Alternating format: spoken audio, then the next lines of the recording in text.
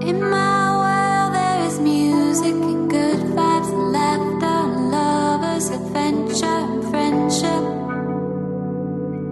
We know who we are. Hello and welcome everybody to Be the Wellness Podcast. Adam and Vanessa Lambert podcasting. Yes. On a like a what? This is like a 50-50 gloomy day. Yeah, it's kind of it's a meh day. Yeah.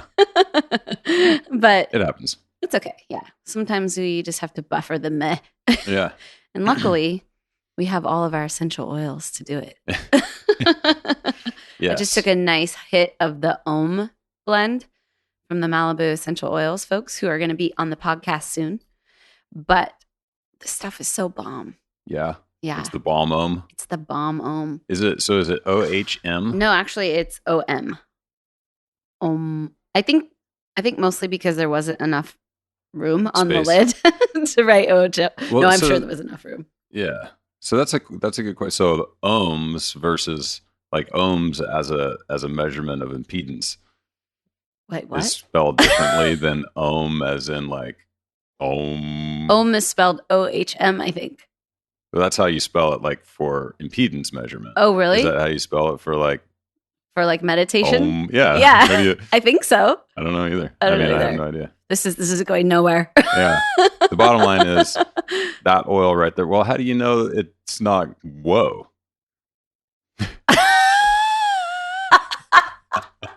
You're right. I don't know that it's not whoa. That's the thing about two-letter words. So it's either the Om or the whoa blend. Either way, it's pretty good. Either way, it's pretty awesome. Yeah. Yeah. And if you think we're pretty awesome, you can leave us a 5-star review, subscribe to the podcast on iTunes. Yeah. And And get we in see on those this. and it's awesome. We have been seeing those. We have like 15 more. New ones.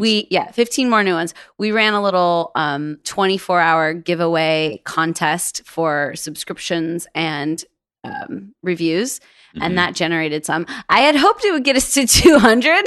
It didn't quite get us there, but you know what? This is a great example of how I have these really far-fetched goals, and then I'm totally happy when I get like a third of it. Right. Yeah, it works out. Yeah. So, which actually leads into a lot of what we're talking about today with our guest, which is all about surrender. Oh, okay. As he says, trust God, but tie up your camel. Yeah.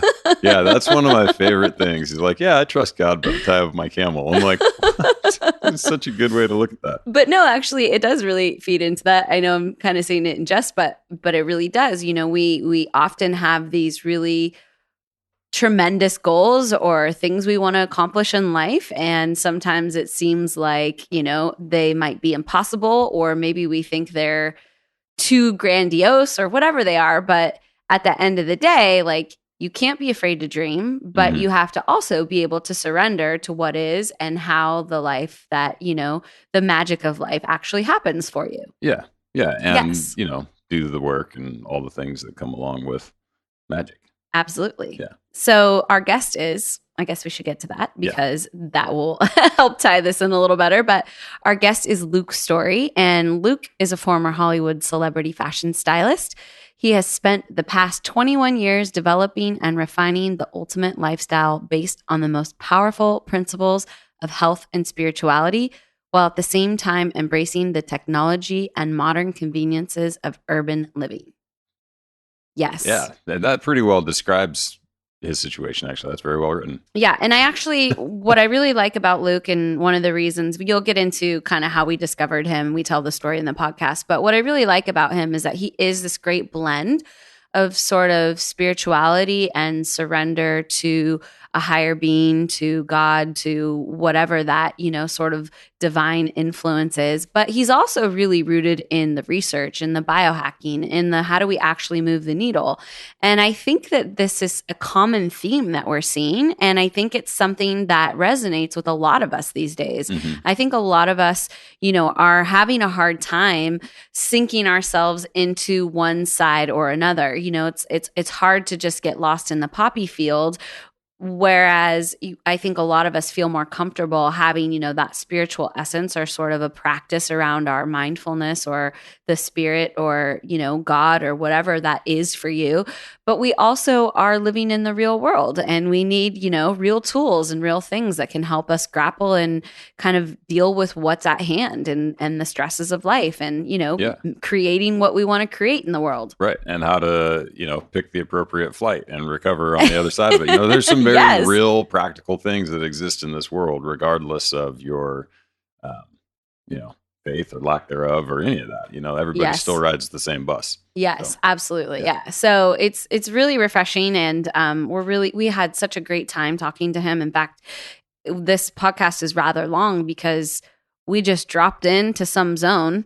And this is one of the things we love about podcasting is that, especially in person, you can really get into a flow state with people. You can really drop into this special kind of zone that the conversation flows and you just tap into a piece or an essence of like communication that's really special. Mm-hmm. And this definitely happened with Luke. Yeah. Yeah. And he's just super pleasant and smart and funny and easy to be around. So that's cool. Yeah. So we were not in a rush to get him out of the house. We were like, you can stay as long as you want. Let's just keep on talking. You are making our world better. And he is and that is really his purpose is helping people make their worlds better and finding ways to find the perfect solutions that fit you and what you're trying to create and how you're trying to, what you're trying to be, what you're trying to manifest. Yeah. He also live streamed this on video, which is cool. So I'm not sure how we would find that, but I think it'll be available. I think it's actually disappeared. So it was on, how it works? So it was on Instagram stories. He live streamed it on Instagram and I think Facebook stories. And I think, I don't know actually about Facebook stories.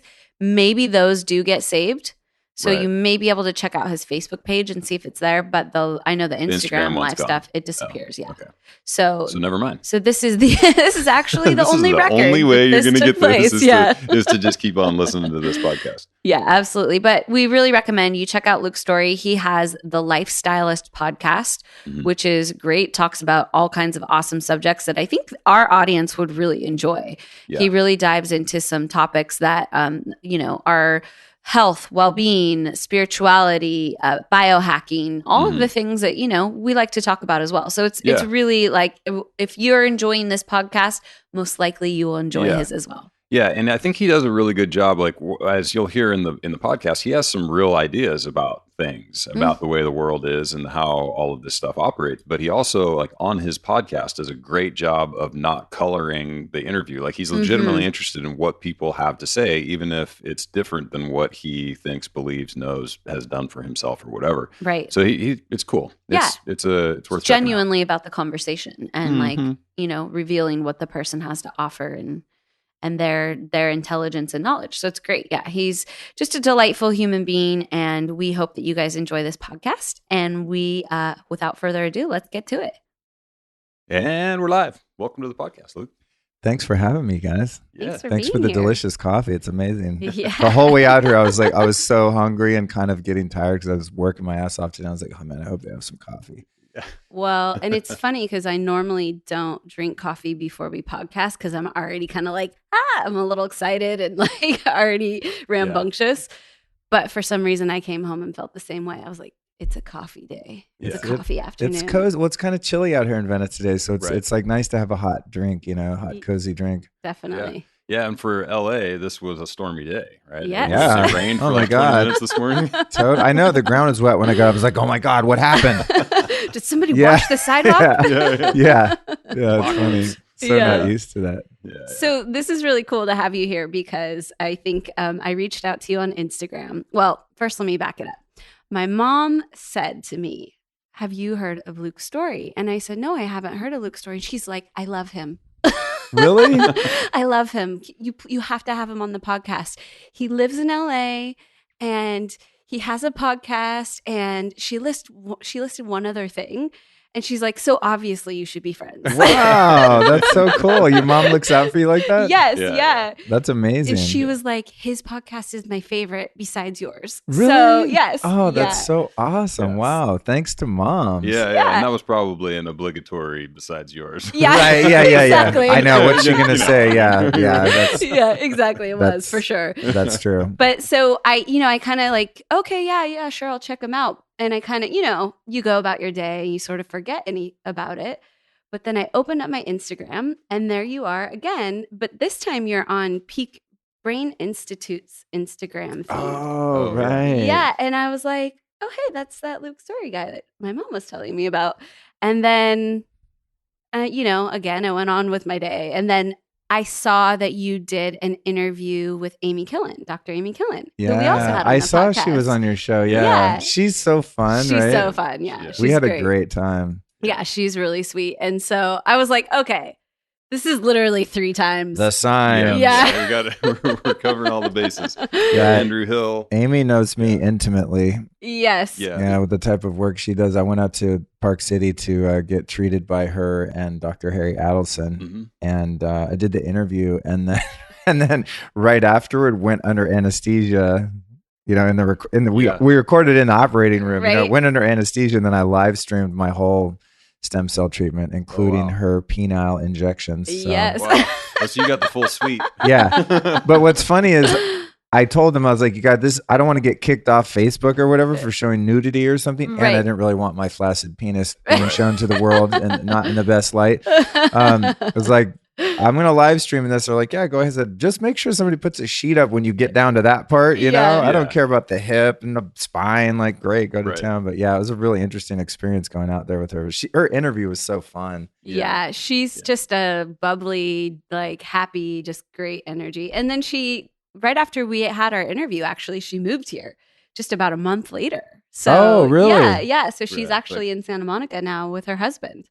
Oh, I had no idea. Yeah. So she's following us. So she just flies out there to work? Yeah. Oh, that's interesting. Yeah, you know what? I got to say, like Park City is actually pretty easy access for a mountain town. It was, I flew out of Long Beach Airport, which by the way, like, I shouldn't even tell anyone this on the air or tell you guys. It's like I'm selfishly want to hide that airport. It is the most amazing airport ever. It's so easy. Yeah. You've been out of there? Yeah, I have. I've never flown in and out of there. And I was like, oh God, I can't get LAX. Oh, well. But I wanted to fly on JetBlue. Yeah.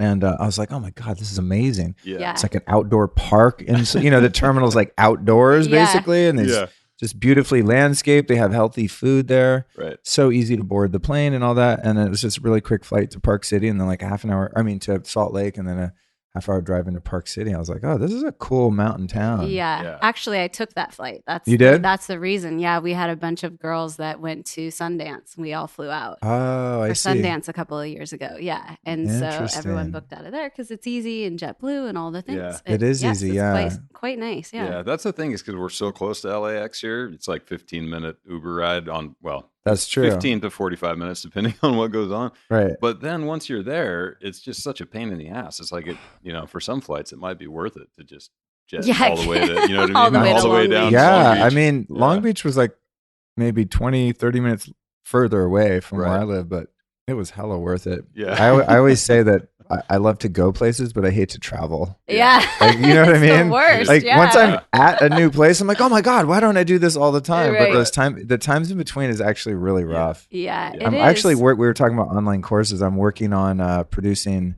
an online course right now that's called Biohack My Travel. And it's like my 20 years worth of trying to make travel. And I'm trying to plug my thing. I'm just saying this is how this is how into it I am, but I've been using all my biohacking stuff and adding this regimen and this and that. And now it's like, it ended up being like almost 2 hours worth of video content of all the weird stuff that I do to like just make traveling less brutal. Cause I'll get somewhere beautiful and amazing with great people. And I'm like, literally I need 2 days to recover from the goddamn trip. From just sitting in LAX for a few hours is like a full day's work. Yeah. It's so I just get smoked. Yeah. And you're tall. And that makes a huge difference. It's like the 5-hour flight for me or a 5-hour flight for Vanessa are two completely different worlds. Totally. I How get tall out are you? like I'm 6'3". Oh, you're an inch taller than I am. I get out like a 70-year-old like broken man, you know. Like I I've can been barely in walk. 75 positions in one seat, and he's been in one. Well, it's funny. I interviewed Danielle Laporte the other day, and she's quite successful. I mean, I imagine she's pretty wealthy at this point. Right. And she was talking about doing her book tour, and she did, 60 flights in such and such amount of time. And I was like, well, you flying first class, right? And she was like, no, ew. I was like, are you kidding me? She goes, you fly first class? I'm like, yeah. I'm not going anywhere unless I can fly at least business. I literally just won't go that place, Right. Yeah. But it's not because I'm trying to be bougie. I mean, there's a little bit of that. It's just comfortable. Right. But dude, I'm 6'2". I can't stand sitting in one of those little prison seats. It's like a freaking guillotine. It's Dude, true. the worst. And it's getting worse. I mean, that's the thing is like what we lost 3 inches, I think. Right. So like I can't remember whatever the planes are, Southwest flies, whatever the right. Whatever those are. The average seat, with the exception of row 8, because it's pinned because of something with the exit rows, has shrunk by 3 inches over the course of like the last 5 years or something to get like an extra seat. The somewhere. bottom line. It's awesome if you own shares for Southwest. You know? Right? Yes. Then you're like, but yes. Not awesome. Yeah, not awesome for us little people. Yeah. So I sort of just will go half. I just cut my travel in half and then just spend more money on tickets or use miles or whatever. It's actually, I could get behind that. Yeah. Someone hit me up on Insta today. They might be watching, and no offense, I wasn't trying to be a jerk, but they're like, hey, I live in Portugal. It's a really beautiful beach town. I'm doing some yoga retreat or whatever. Would you be interested in coming and doing a retreat? I'm like, yeah, but we just need to talk about the flight. Yeah, you're like, first things first. Up front, there's no coaches happening. So, we can go with the day rate and all that. Like, I'm flexible on, but like, we got to be covering some good seats on the plane there. And a good airline, too. Airlines vary a lot. Yeah. Because I've gotten tricked. Like, I'll buy like a kind of a crappier airline. I buy a first class ticket. I'm like, I can't wait. I'm going to sit down and relax. And I get in there and it's still like a gross metal seat that's uncomfortable. It's not that much different. Right. The seat doesn't go back. Yeah. I'm like, wait, this isn't leather, So anyone listening, if you ever want to book me, just know that up front. That's what's coming. We can talk about, the lodging a bit, the appearance fee and all that. Right. But the flight. Non-negotiable. You got to hook it up. Well, so I'm sure and I'll have to check out your course, because there is a lot to be learned about travel, like especially for people who don't do it that often. If you only make 1 or 2 trips a year, most people don't. They're not going to pick up all these little things along the way, and it can make a really big difference in just your overall happiness, especially if it's a short trip. Like you're saying, if it takes you 2 days to recover, from your flight by the time you get there. In any case, but I'm sure Seat Guru is probably on your list. Totally. Seat Guru That's I forgot about that. Number. It's a good resource. Because that'll and when you put in the flight number, it will pull up the tail number of the actual plane you're flying on, and then you can really get into the weeds on like, okay, I want seat 3C or 4C. It's what are we funny. looking at? I forgot about that, and I'm gonna do a screen recording and put that in my course. That's a really good idea, because I didn't even go into it's not even going to be out, I don't think, by the time it definitely won't by the time your podcast comes out. But that's a good idea, because I didn't really get into hacking actual seating. It's more about like health practices up front, crazy shit to do on the plane, and then how to recover once you've landed, and then prepare again to go back home. So the jet lag, the air travel, just fatigue and all this stuff. But getting in a good seat is really crucial. What's like 1 or 2 tips? It's funny. I have to kind of suss this out, because I'm building the course. I'm like, a lot of the stuff I recommend is like a $10,000 biohacking medical device. Like, not everyone's going to carry that shit on the plane. Right. And like risk breaking the law and your bank account. So, I'll probably end up putting it in like, hey, the bonus section, which is like really expensive shit. Like in my car right now, for example, I have a molecular hydrogen gas machine. That's like a $7,000 thing, just because it's a long drive out here.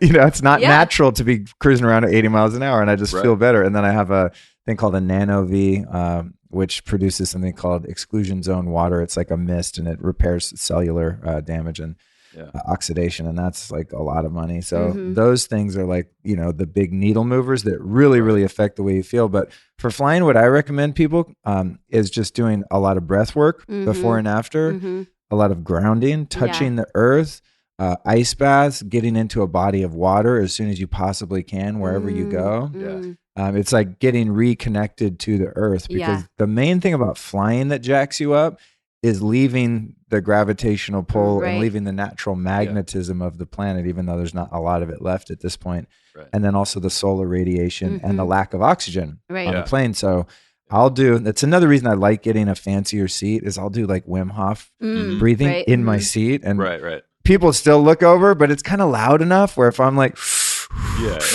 it's like they kind of see me moving, but they don't hear the hissing of my breath. But if you're like in coach next to someone, they're gonna be like, security, land the plane. This guy's having a panic attack. But I carry a pulse oximeter that pops on your fingers and on your finger. Well, you were a fireman, right? Yeah. So what a pulse oximeter is. It tells you your blood oxygen level, and I'll check mine, and I'm like, sure enough, that shit drops down to like 89, just sitting on a plane doing nothing. And I'll do some breath work, and it's like, couple minutes, I'm up to 99 again. Yeah, definitely. Yeah. And you do Kundalini yoga too, right? I do. Yeah. So a lot of the breath, I always just tell people Wim Hof method, just because you can get his app for free. It's just the easy access point for breath work. But in Kundalini yoga, there's a lot of different breathing patterns and things like that. I mean, there's probably hundreds of different kriyas of different mudras, ways to hold your hands and move your body and breathe at the same time. Now you do that on a plane, especially in a white turban. You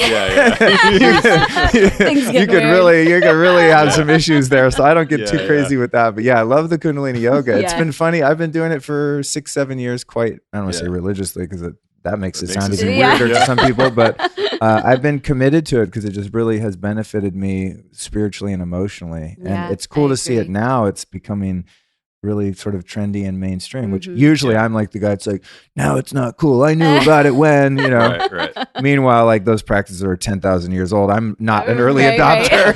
You're not.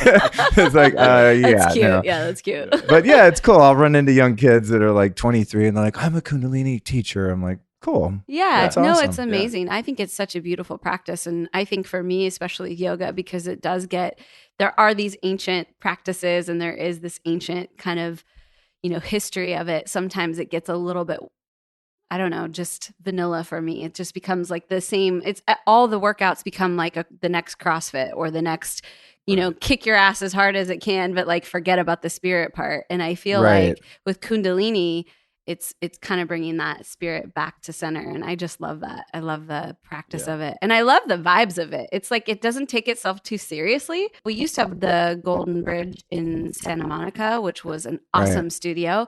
But then we also have the Rama Institute here, which I know. Rama's great. Yeah, which is great too. And you guys are super close to that. Yeah. Kundalini is interesting. It's like, from the outside, it could be off-putting to someone who's not super woo-woo, because many people wear white. There's, these mantras that are being sung and played in the classes, and it kind of could appear sort of culty from the outside or religious or something. And a lot of the guys convert to Sikhism and have the uniform beard, and everyone kind of has their Kundalini uniform. But once you actually start going to, and I can't say this is true of all centers, but once you start going to the places that I've gone, like Rama and Nine Treasures and Golden Bridge back in the day, and even a couple centers in New York City, once you start going, it's such an inclusive, chill vibe. It really is, And I've interviewed, in Yoga West, that's where I was thinking. I've interviewed Guru Singh and my teacher Tej and Guru Jagat from Rama, and they're like, they don't look like normal people, but when you sit down and talk to them, they're very pragmatic and they don't take themselves seriously at all. Totally. And I'll ask them, like, you guys going to get pissed if I wear all black in the class? They're like, dude, who cares? Yeah. And there's no sense of competition either, because I first started out in gym yoga, and I'm like, that guy's more flexible than me. I'm like, I'll show him or show the girls how I can do down dog or whatever. It's just stupid. And then I get into more of the Hatha yoga, and I was like, this is a spiritual thing. My first Hatha teacher was this guy, Mas Vidal. He had a center called Dancing Shiva. It's since closed. He was also on my podcast because he's an Ayurvedic expert. But he's he's a true Hatha yogi OG. He's very into Yogananda. He's a Yogananda guy. I love Yogananda. And so that's his whole framework. But the way he framed yoga, and he would kick your ass, but it was always spontaneous, and you could never guess what was coming next. It could be like, now we're going to do a 10-minute handstand. You're like, you know. But the way he framed it was the physical practices are just to get your nervous system strong enough and calm enough to then meditate. Exactly. And at the end of every class, you get out the little harmonium and we do off-key chanting and whatever. So that's when I was first introduced to that. But in the Kundalini, I mean, it's so much about the spiritual awakening and moving the energy. But once you get into it, it's like there's no sense of competition because, I mean, my teacher always says, hey, if you're not feeling well today, just lie down, take a nap, and just absorb the energy and the intention in the room. And I always liked that. There wasn't like, hey, what are you doing? You know, you in the corner. Yeah, you know, wearing black. You in all black in the corner, the Satanist. Get out, do the mudra right. It's just, it's chill. Now she'll correct you if you're doing it wrong. Yeah. Because you can interrupt the flow of energy or just make weird energy. And they're there to do that. That's, But if you just literally, like, sometimes I go in there and I'll go, I did this the other day. I was at Satnam Fest out in the desert, like super Kundalini Mecca. And a couple of the classes, I was just like, yeah, I'm laying down. Yeah. This is just too much. Like, I'm over it, you know? Yeah. Or even they'll be like, I'm not a big dancing guy. I'm not inspired to move my body in that way for whatever reason. So if I do, it feels really phony. And then that makes me feel uncomfortable because I don't like to fake like I'm into something. Right. So 99.9% of the time in a Kundalini class, when there's a little, we're just going to dance around, I'm like, and I'll be outside. And at Satnam Fest, I was like right into the beginning of like one of the last classes. They're like, and now's the dance part. I was like, peace. And every time my friend Elliot's like, later, Luke. Like, everyone just knows I'm out. I'm just not into it. Yeah. I went and walked around the desert and no one says anything. Yeah. They're not like, hey, what's up? Like, this is a really Why aren't important... you doing the dance off? Yeah, they don't even care. They don't notice. It's like, I'm not that important, which is a nice feeling. So anyway, I do really love that practice. Yeah, no, I do too. Adam actually really, you enjoyed it as well. Yeah, for sure. This has kind of always been the thing with me with yoga is it's always felt like when you go to, and I think what you're saying, this is like gym yoga was sort of my initial exposure to it too. And it's like, man, there's so many other things I could be doing with an hour that would be a much better workout. Like, I don't understand like, what the hell we're doing here, you know? And it wasn't until... Well, actually, when we were in Brazil a while back and met a friend of a friend who kind of hosted us there, and he, Pedroca, and he was like, I don't know what his particular kind of yoga is, but we did a yoga class with him, and it was like 45 minutes, 2, maybe 3 different postures, and the whole thing was breathing, and it was like the most spiritual connection to some sort of physical movement that I'd ever experienced. And I was like, well, shit. Like, this is what yoga, if this is what yoga is supposed to be like, you know, this is an entirely different thing. And then it wasn't until tinkering around with the Kundalini that I kind of experienced that same thing. I was like, oh, okay, this is just different, you know, and like the majority, and we kind of talk shit sometimes on the LA yoga scene in general, because it's like, how hard can you vinyasa. Like you know, it's like how many reps are you vinyasing, you know? I always say, I'm the most humble meditator in this room. Exactly. I'm so humble. But the Kundalini is a totally different story for me. Like, that was, I enjoy it. And it's interesting what you're saying, I think, about there not being any competition to it and people just not, it's like they don't take it that seriously. And we experienced a similar thing recently when we were in Peru, with some local Quechua guys, shaman dudes, who had their little ceremony that they wanted to do for us in the mountains. Sort of like, it was our second day in the Andes, and they were like, hey, we want to do this thing to welcome you guys and kind of give you a blessing for the mountains or whatever. And so we were like, that sounds awesome. You know, let's do it. So we sit down and we go through this whole process, and it's very serious. It's their thing, you know. I mean, they do it for sure. But there was, or I shouldn't say it's serious. It's very much their tradition, but they don't take it seriously at all. Like, it's, you know, like there's 2 brothers. One of them's like doing the ceremony, and the other one's like kind of talking to everybody in the meantime while his brother's like carrying on doing the ceremony. And there's like, you know, not disrespectfully, but it's not like it's some crazy thing that if you do it wrong in one direction, it's going to throw off this whole piece, you know?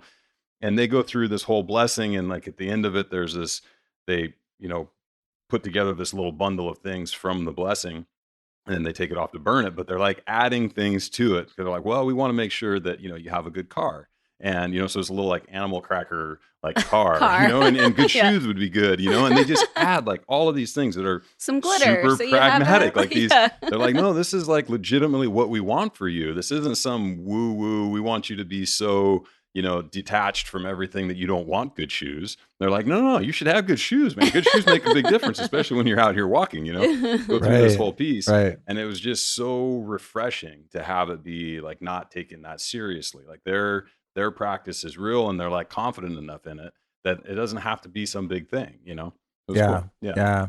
I like that approach. Yeah. I mean, I think that's the thing that turns a lot of people off to religions and to different spiritual practices is the dogma part and the rules. Right. And when it's strict, it's like, I mean, how could God invent anything strict? Yeah. It's like you're talking about. Seems pretty freeform. Yeah, I'm just it's gonna like, say that. look at the universe. There's a lot of movement going on, Yeah. But yeah, or she seems. yeah, exactly. Whatever. Yeah. The thing, Right. the Yes. one, the one. So this is awesome, and I love that we're just rolling right into the conversation. But I do want to back up a bit and just you're the boss. Yeah, get folks, just folks out there who maybe haven't heard of you or just getting to know you. What brought you into this wellness world and this kind of, taking a look at your own personal health and well-being, and kind of what got you interested in that? And then at what point did you decide you wanted to sort of turn that and give it back and start, actually contributing to the wellness community? How was that process for you? Well, I learned recently that there are two main human drives, right? One is the avoidance of pain, and the other is the pursuit of pleasure. And my early pursuit of pleasure and avoidance of pain ended up having a lot of side effects, I was just a really just crazy ass wild kid.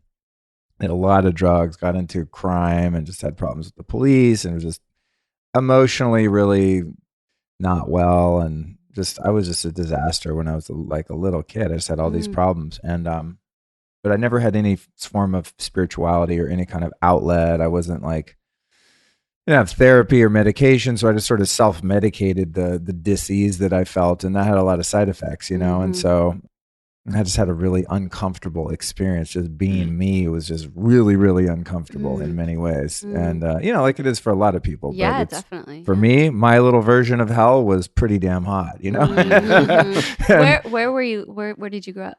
I lived, when I was a kid, I was born in Denver, and I lived in Aspen. That's where my parents met, and they were married there. And then they broke up and divorced, I guess, when I was around 3, I think. And then, I don't know, shortly after, a couple years there, we moved to Northern California. My mom and I. So my mom took me and left dad in Colorado. That's right. This was another piece of information. Another piece from your mom? Yes, because my mom lives in Northern California. Where does she live? She lives in a little town called Kelseyville, which is just over St. Helena, next to Calistoga. And she said you were talking about the fires in Santa Rosa. Yeah. Because your mom is up there. She's like, his mom lives up here too. So this is well, it's funny. I went to this thing called the Hoffman process in St. Helena. Is their location there last summer.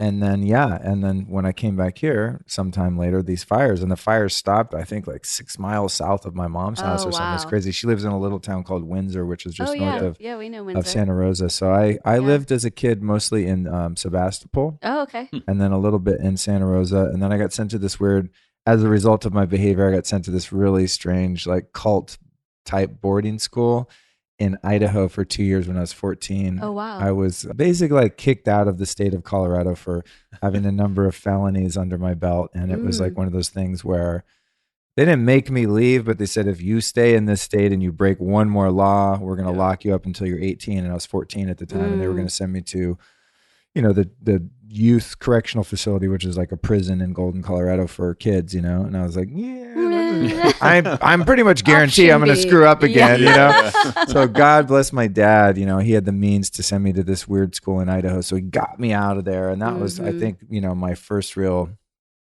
gift of grace is that I was at least cared for, even albeit it was a really strange protocol there, and it was just protocol. It's a whole podcast episode in and of itself, but it was called Rocky Mountain Academy, and it was a very strange place, and a lot of the kids there, I think, were really traumatized by the experience. But to me, it was like better than the alternative, which is what I had back home. It was very dysfunctional at home. And so were you angry? Was that a lot of your story? Did you have anger? Or later on, I got a lot of anger. Yeah, that started to well up. It was more like hurt. I experienced a lot of abuse and trauma as a really young kid. And I had a lot of shame around that and didn't know how to process that and felt very unsafe. And my parents, although I love them and, they've evolved alongside me in their own ways and we're all good. But, my parents weren't that awesome at the time, admittedly. Like I wouldn't have been in their shoes either,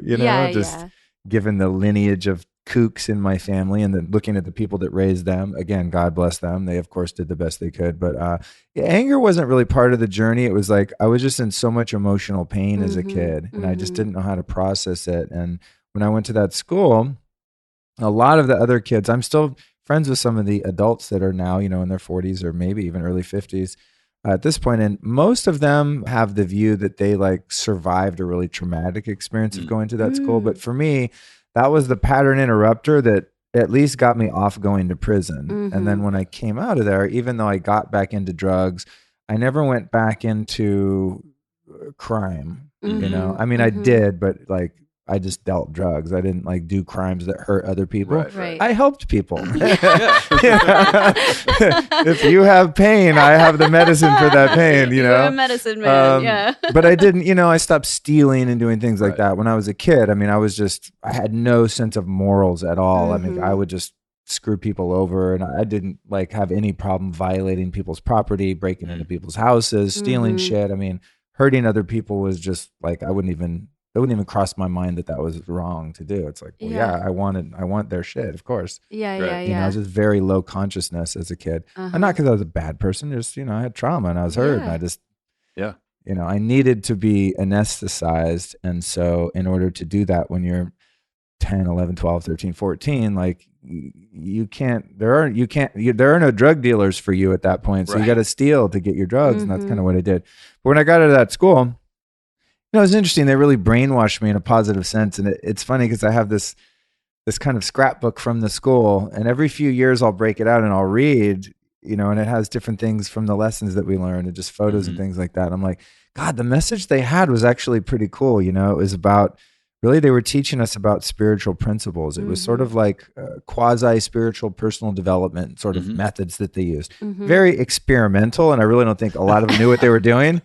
No one had credentials. They weren't like, you know what I'm saying? It's the therapists were some ex-hippies that like got into est and shit in the 70s or, what I mean? It was like, I don't know if you really thought this through.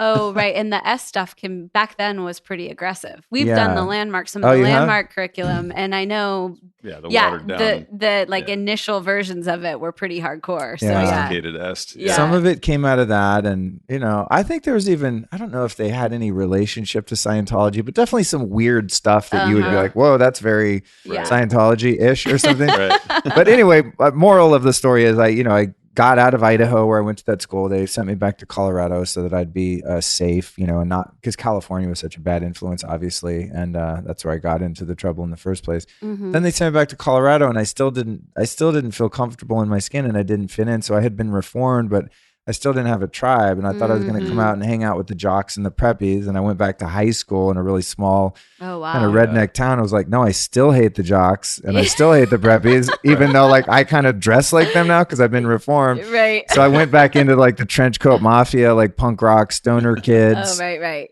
And I didn't really at first do drugs because I knew like, well, I'm not supposed to do that anymore. I've kind of been, I've been reformed in that way, but I just couldn't resist, and anyway, so started going really downhill again and then ended up moving to Hollywood when I was 19. Oh, wow. Just to be around musicians and maybe try and play music and to be able to do drugs as much as I wanted without interference from any sense of authority. Be part of a culture that accepted and totally. That. So I moved, it's funny. I was just getting a treatment the other day by this Dr. Bruce, who does this Alpha Biotics. He's got an office out actually right down the street. And one of his offices is on DeLong Prairie and Highland, right across from Wanderlust. Yeah. And I was like, holy shit, my first apartment was on McCadden and the long prayer. It was an apartment, actually, it was a house. And I moved in this house with these just really wild people. And I immediately got a fake ID. And within the first 2 weeks, they showed me how to do heroin. Everyone was like, everyone was older than me. And I was 19. And all these like drug addict musicians kind of took me under their wing. And I started going to bars and then playing in those bars and hanging out with a lot of the musicians that I listened to when I was in high school. And, it was just so surreal because it's like, I was achieving success socially because I'm like, wow, that person was on my poster in my mom's house 6 months ago, and now I play in a band with them. It was crazy. I just had a knack for, I don't know, just for meeting interesting, cool people that I was inspired by. But a lot of those people were really ill with addiction issues and stuff. And so from 19 to 26, I tried to make it in music. I just really destroyed my life and just went through a lot of just self-inflicted wounds and bad situations and dangerous situations and all of that, and was unemployable and, ruined so many great opportunities as a musician. I mean, I would meet someone and there would be an opportunity to, meet someone at a label or go into a recording studio, and I would be too high and I'd lose their number. It was just like, just a bunch of dummies. Just everyone in the band had a drug problem. Like we're all addicted to like a different drugs, so just, we weren't even on the same wavelength. You have a bunch of junkies in a band. Everyone just falls asleep with their cigarette in their hand kind of, but it's like, just, oh God bless us, and a few of them actually have sobered up and have families and are doing well. Awesome. I think one of them's kind of MIA, and I don't know if they did so well, but it's cool. They ended up finding help. So burned my what little life I had to the ground. And then while I was doing that, though, more to your question, it's hard not to like go in. I always want to speed up the stories, but good. It's great. It's, it is kind of a hero's journey, but I always feel like, God, this takes forever. I have to like learn how to elevator pitch this. There's so many side roads into this. Some things there's just no pitch for. Yeah. But what was interesting is both my parents were into health food and vitamins and stuff. Okay. And then my extended family on my dad's side in, I guess, kind of the late 80s and through that period of the early 90s when I was just going off the rails, they were all going to India and visiting gurus and had become spiritual. And so I had some exposure to that. And then I knew about like juicing and health food and, organic food and things like that. And so even though I was like really self-destructive and doing a lot of drugs and ate a lot of really crappy food too, and didn't eat food at all for many days in some cases, intravenous food, but I would also go and get like wheatgrass shots when I was hungover, and I knew that I was destroying myself, so I would take like go to 7-Eleven to get really shitty vitamins and take like 3 packs of vitamins and then party all night, Right. But there was some seed planted that you knew, okay, there's something that I should be trying to take better care of myself. Yeah. So I had a little of that, and then I had those, my Aunt Carla specifically, she was a devotee of Satya Sai Baba, who has since died, but I got to go see him at his ashram in India a number of years ago before he died. But she was a devotee of his, and she would go to India for these long stints, 6 months, a year. Once she was there for like 3 years, and she would come back and she had pictures of this dude with an orange robe and a fro, and she would burn incense, and she would tell me these wild stories, sort of like the stories in Autobiography of a Yogi, just of people bilocating and levitating and these stories where they'd be after darshan, which is like a group prayer and kind of singing knowledge meeting kind of thing. Afterward, he would sequester small groups, and you got to go back and kind of spend time with him. And there was one story that really hooked me into this, the mystique of the Indian guru and the mystic and the sage and the saint and those people that I later went on to go seek out and study, was where there'd be a group of people, and his devotees were international. So there'd be a group of people that he was speaking to in the back room at the ashram or whatever.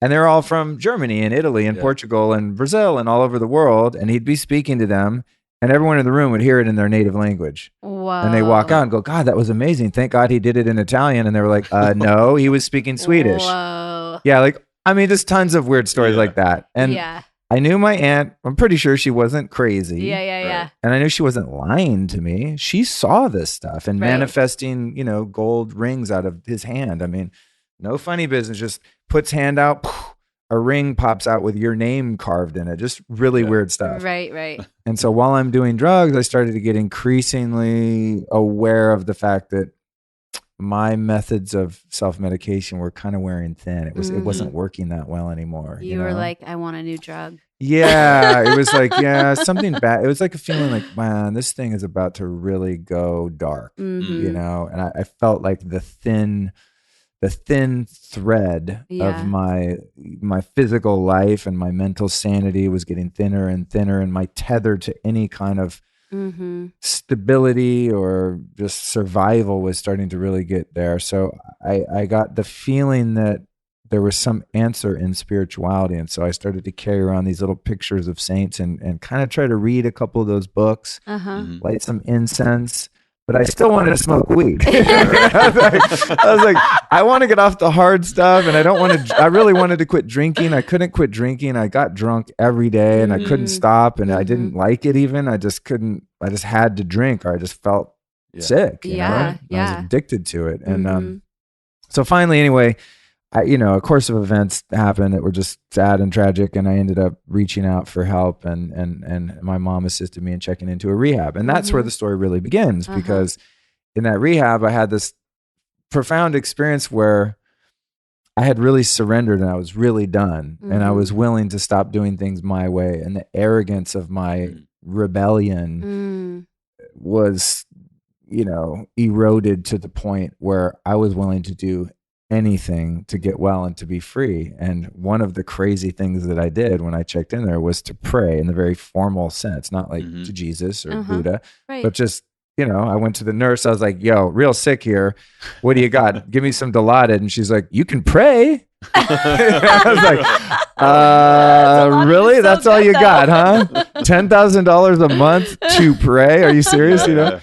But they would check my vitals and they're like, you're fine. Like, we're not giving you anything. And so I was like, oh my God. I mean, I can't even, really remember, but I mean, I was so uncomfortable because I was withdrawing off so many different drugs that I was profoundly addicted to. And I got a little head start with the opiates a week before I went. I had, done a self-administered detox kind of thing, which was horrible. I bet, yeah. But still, I was just coming off so many things. It was just insane. And just emotionally, I would think, God, that actually getting to that point where it's like surrendering it's a big deal, right? I mean, especially the ego and the attachment and all the things, like setting those things down to really make room for healing is a huge transition. It takes, oh my God. It takes something. Yeah, it is. It's a physical detox, but it also is that surrender it's very heartbreaking because you're letting go of any, what you think is control over your destiny and putting that in the hands of God. It's like, oh, really? That thing? Your imaginary friend? I mean, it seemed at the time like pretty flimsy, a flimsy reed to be hanging on to, but that's the beauty of hitting a real bottom with anything for me. And this can, I mean, in a sense continues in my life now. It's the bottom is like, wow, I'm in traffic on the 10 freeway. Right. Do I want to fight this reality? No, Right. I'm going to just surrender. Right. So, it's more little things right now, or it could be a death or an attachment or a breakup or whatever. And it's a little harder than traffic, but that was really a profound moment in my life because I had nothing to turn to except this God thing, whatever that was. Luckily, I was not raised religious, so I didn't have a particular aversion to it. I just didn't think it was going to work. It just was like, well, what's that going to do? Yeah. It wasn't like, I was like, screw God, man. It's just very intangible. It's like, okay. But I had those miracles that had been reported to me. And so I was like, there's something there that can't be explained, and I have no other options other than death. Right. So it's like, death or try this prayer thing. Yeah. So death seemed like a more viable option, even to my limited capacity for common sense at that moment. And so that first day I started to pray, and I love telling this story because I almost always cry, like here it comes. It's just like, I remember what it was like to be in bondage, and to be under control. And I think, everyone has their own version of that, but someone who's really been addicted, I can talk to them. They're like, yeah, bro, I get it. And when you become free, it's just like, oh my God. Yeah. So I sort of knew in that first 24 hours, like, something happened to me. I'm good. Yeah. And I was really sick. I was an emotional basket case. I had no life skills, coping skills. I had no rule book, guidebook for being an adult 26-year-old. Right. I mean, I was totally clueless on everything. And I had a lot of trauma and a lot of damage in every capacity of my being. But I knew that that craving was gone. And that was the mustard seed of faith that I needed. And once that had been clear to me, that something really profound had happened to me that I had nothing to do with. Yeah. Wasn't like I was like, I'm gonna pull up my bootstraps and like just kick ass or be sober. Yeah. It's like I had nothing. I'm done. I got nothing to bring to this fight, you know. Like my hands are tied behind my back, like I'm toast, you know. I was having an ass kicking contest with a one-legged man, you know. I'm just like, okay. And when that happened, I mean, that's the thing I've really been, you know, that's the seed of the whole thing that I've been exploring for 21 years now. It's like, what's that thing that happened to me? And can I get closer to that in my daily life as I sit here with you, that thing that saved me and helped me? How do I bring that into a conversation and into drinking a coffee and into posting something on Instagram and into paying my bills and doing taxes and having relationships and sex and all of that? Can I bring that connection that was established there to those other areas of my life? And that was the thing. But when I got out of there, I started to realize fairly quickly that like, oh shit, now I have no coping mechanism. Right. Like you just took away my medicine. But Yeah, it's like I had cancer and I was taking chemo and the chemo wasn't working and it was really hurting me. So I quit the chemo and I was like, yeah, but I still have cancer. Yeah. And the cancer was of my mind. I really believed my thoughts. Right. And I was really invested in my emotions. And I had so much trauma and damage and things that I'd never dealt with and never really looked at. So back to the original kind of answer to the question is at first it was like, I'm willing to do anything to avoid this pain. So begins learning to meditate, doing cleanses, doing fasts, doing infrared saunas, all the 90s kind of health fads, herbalism, all of that stuff. I mean, I think I wrote a list of them for my first podcast episode and there was like 350 things that I've tried, you know, and that was like, now there's probably another 300 or something, you know, since the 2 years ago when I started the thing. But it was like, it was shocking and kind of disappointing to learn that the drugs and alcohol weren't actually my problem. And that sucked to learn. Right. Because I was like, oh man, I'm going to be awesome. Right. Yeah. Once I get sober, I'm going to be a great guy. Right. And I'll be able to just be nice to people and be honest and be a good dude and be happy. Right. It's like, yeah, you don't know how to do that. I never got that lesson. So now my medicine's taken away and I'm a raw nerve.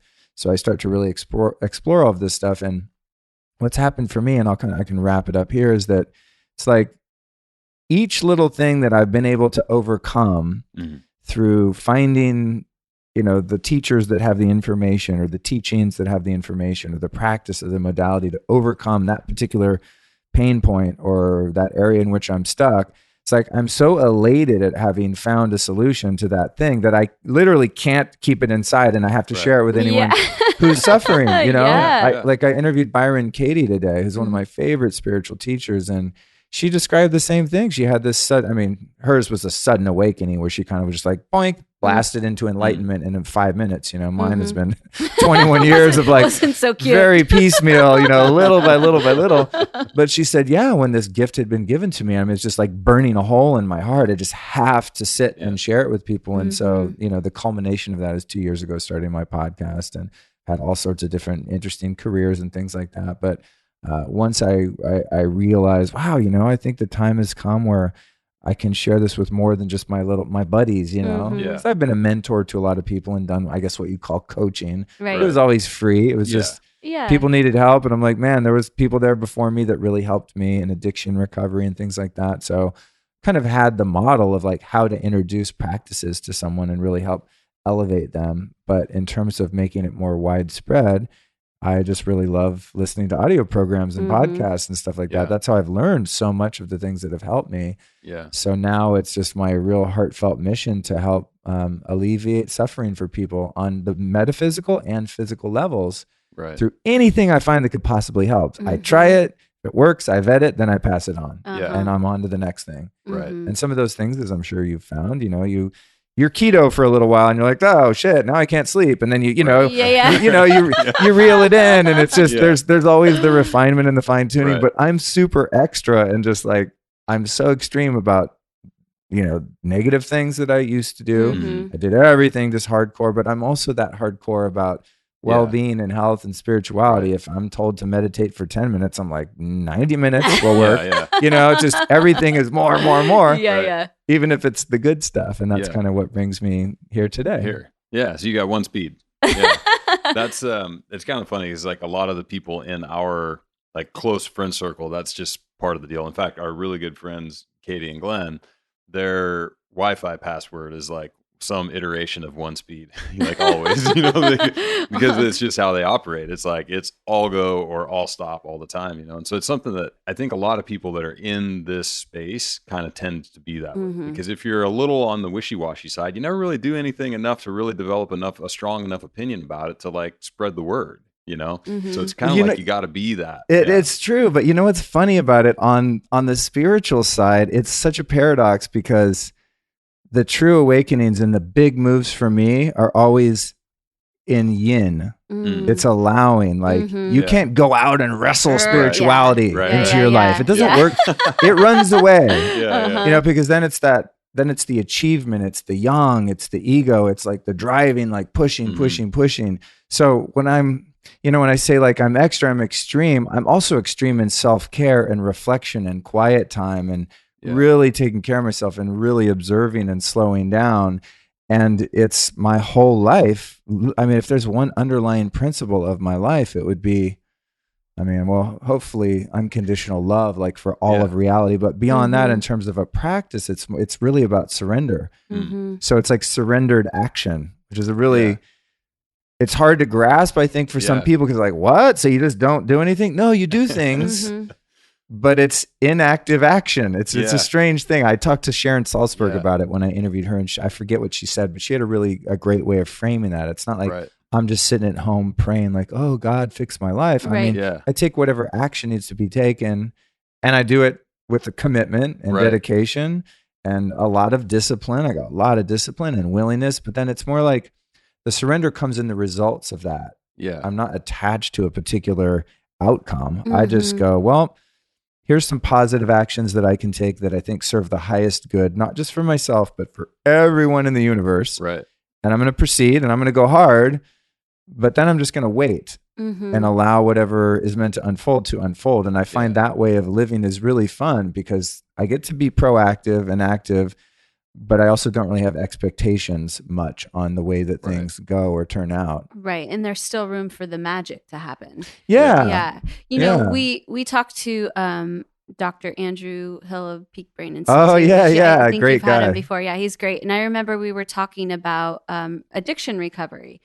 And he had said something about this idea of surrender, especially when it comes to recovery, that, maybe it didn't jive as well as him because it was actually admitting that you have no control or nothing that you can do to actually instigate your recovery, that you have to just, surrender to I can this. Totally see Andrew like, Yes. He's a highly intellectual person. He's very intellectual. Yeah. And so I think it's interesting to consider that though, because there is room for both of those in the world of creation. And, you can surrender without just throwing your hands up in the air. It's like what you're saying is that it's not about surrender where you don't have any power or control or say or word in the matter, but you do have to surrender sometimes the outcome of things and the expectation of how it'll show up or the way it'll look, because you do end up setting yourself up for such a disappointment often when things don't show up the way that you intend for them, even though they might show up 20 times better.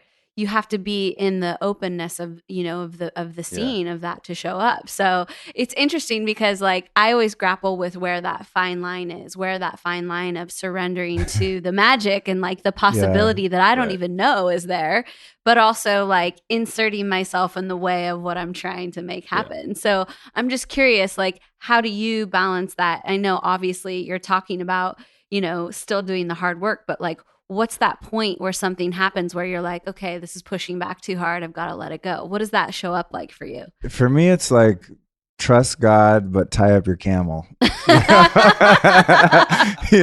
Lock your car doors. It's like, here's the way that I sort of frame all that is that I'm acutely aware for me, and this is just me, and some people, Andrew Hill, like he's a great guy to bring up because he has a totally different perspective, but he seems to be doing really good things in the world and he seems quite happy and successful. Totally. But if you ask him, is there consciousness, God, all that, he's just like, no, there's just synapses in your brain. They're firing off DMT and making you think there's God, you know? Yeah. And it's like, whatever gets you through the night. I always quote John Lennon, one of his quotes, it's like, I'm totally open to any ideas, but what works for me is really grounding in the idea that this thing that I'm riding around in, this meat suit, is being animated by some force and some power, and that there is an awareness and a consciousness that seems to reside in this thing, much like when I go get in my car after this. I am not my car. I'm the guy sitting in my car. And wow, what a great thing to have a car, because then I can go places.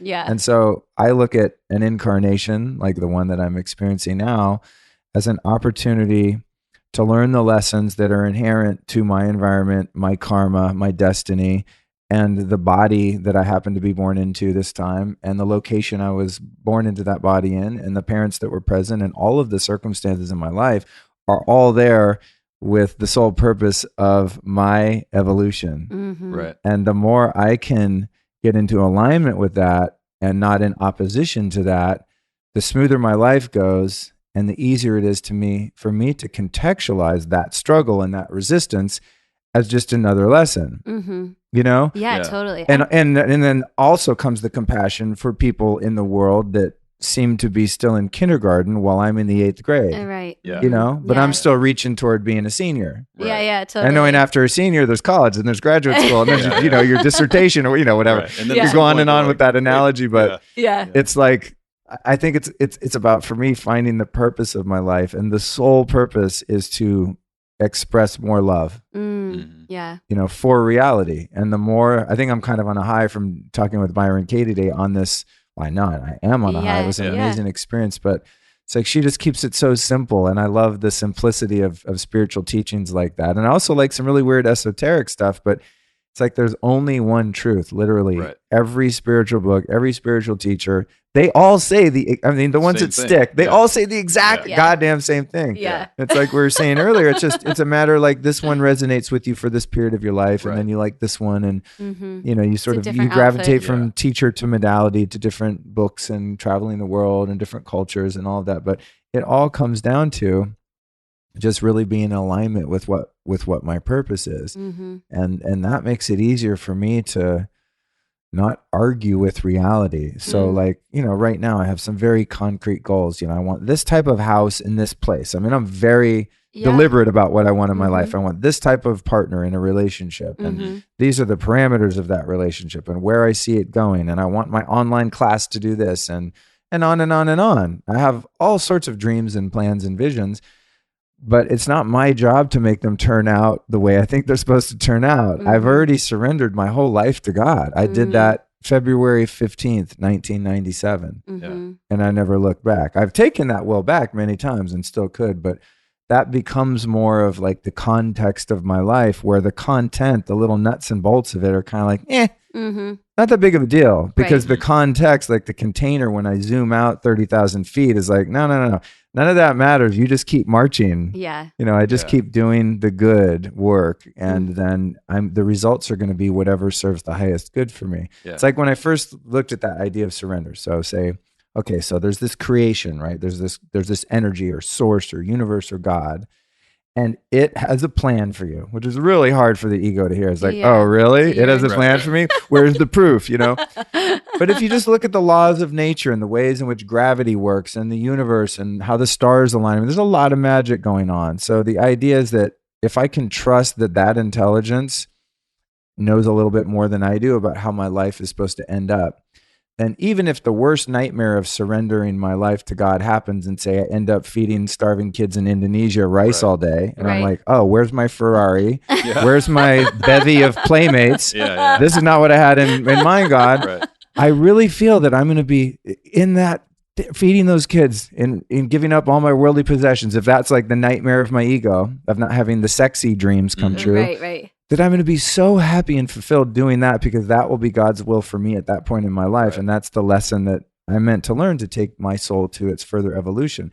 But just because one option is ending up feeding the kids rice doesn't mean that having the Ferrari and the harem of playmates is a bad choice either, because that could also be God's will. If God is omniscient, omnipresent, that means that the options that are available are literally infinite and incomprehensible by the human mind. And so without trying to understand God or understand what God's will is for me, it doesn't matter. I just wake up in the morning and go, what do I do?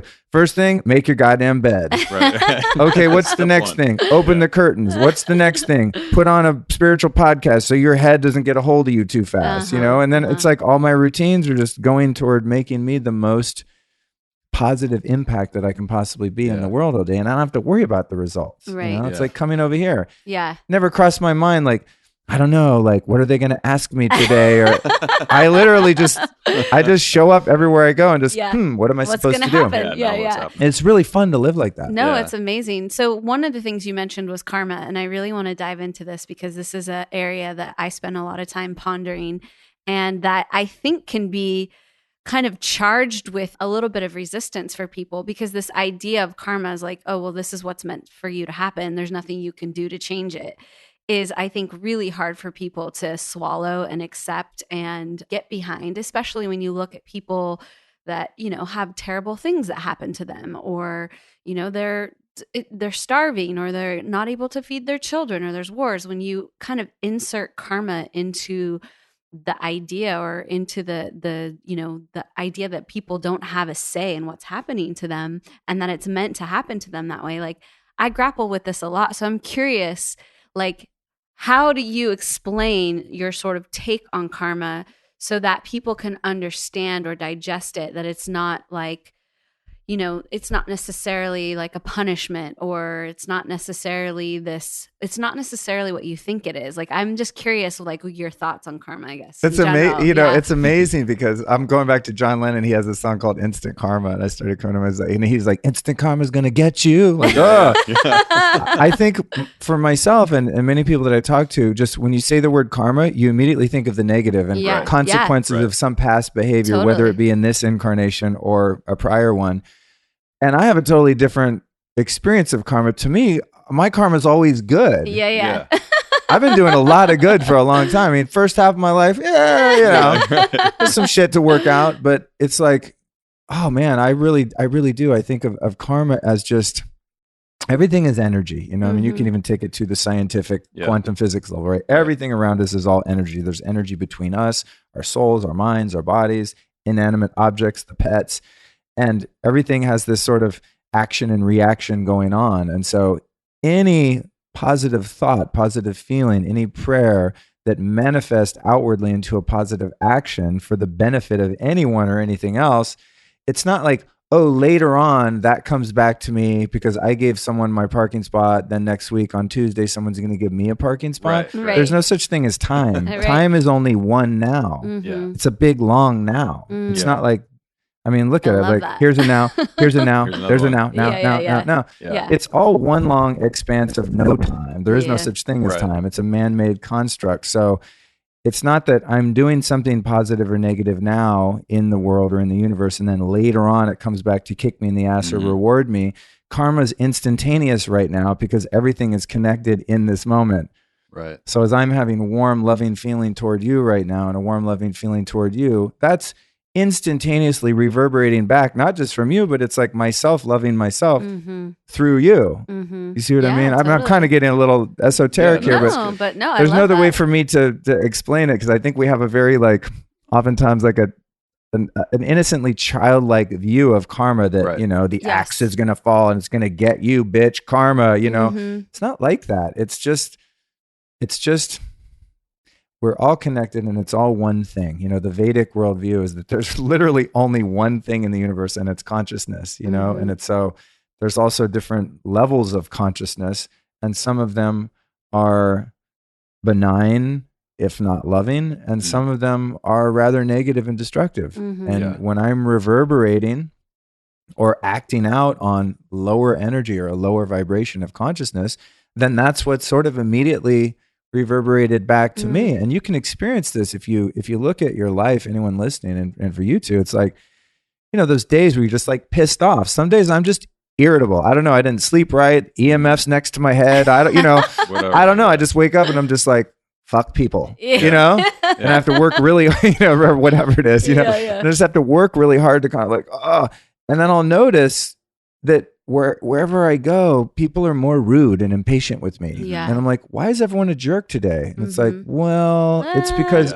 I'm in the gravitational pull of negativity because that's when I'm radiating. So it's not karma like, oh, I had a negative thought this morning, so when I'm in line at the bank, I get the bitchy teller. Right. It's not like that. It's all happening at once. It's all one thing at one time. And so I don't really have to worry about karma. I just have the intention of serving the highest good in each millisecond as I live my life. And then what I find is the more I can raise and keep my vibration higher, then I start to have the experience which I described in the beginning of the answer, which is like, no, it's just all positive karma. I mean, I have the most loving, giving, amazing, loyal people in my life. I mean, I know a few hundred people. I've been in LA for 30 years. But, the 5 people that are in my life, I mean, these are the people that would push you around in a wheelchair. These are the people that would sit with you in the hospital as you're dying for 2 fucking weeks. Right. These are like driving you to airport. It's like, you don't even ask them that, Right. because it's like too easy of a give. Right. Help me move. It's like, now I'll hire movers. I'm not even going to do that to my friends because don't ask me to help you move. It's a pain in the ass. But when push comes to shove, like, I mean, God, how did that happen when I spent the first part of my life just being so desperately selfish and so short-sighted and just living by my instincts and living by my lower animal consciousness? It's like, well, there was karma to pay out for that. And there was a lot of suffering that I had to experience. And I had to have, I stole a lot when I was younger. And for a number of years, I got, well, not robbed, but I had a lot of things stolen. My car would get broken into, my shit would disappear. And then at a certain point, I noticed it just stopped. Yeah. And I cover my stuff, but right now, knock on wood, if my car gets broken into right now, my whole theory is blown. But I have some, my laptops in my car right now. I have some expensive shit in my car, and I'm not stupid about it. I don't want to tempt fate, but I don't even worry about it because it's like, I'm good. Like, I'm protected. I've paid my dues, Yeah. And even in the early, and I've looked at this too, in just terms of karma and as it relates to forgiveness, is like the trauma that I experienced as a little kid and the abuse I experienced. I've looked at most things in my life that have had a negative consequence. Through my own selfishness or unconsciousness, I've put myself in that position and sort of asked for it in a sense. You know what I mean? Yeah, like, totally. Oh, I was hanging around someone that's really unconscious and they ripped me off or betrayed me. Well, duh. Like, you invited them into your life. But when I was a little kid, I really had to look at this and reconcile that forgiveness where I'm an innocent kid and these demonic forces overtake someone and they really take advantage of my innocence and really deeply hurt me. And I'm still suffering in a sense from those early harms. And I had to really look at that. Well, how do you forgive that when I didn't do anything to invite that in? But if I really, really go deep into it, in terms of looking at it karmically, and it's touchy because you want to be really careful with abuse. People that have suffered abuse, they might not frame it in this way. So I'm not suggesting this is the case for anyone else. You got to deal with your own demons, you know? But for me, I've been able to reconcile that, not as in, oh, I deserved it or I had it coming. Right. Like a way like, oh, I'm a bad person, I needed to be punished. It's not like that. It's just the law of karma indicates that was an experience that was necessary for me to get to the next point. And it seems logical to me and intuitively centered to me that in a sense, I did have that abuse coming. Right. And then I had perpetrated something similar and there was, a cause and effect sort of reaction going on there.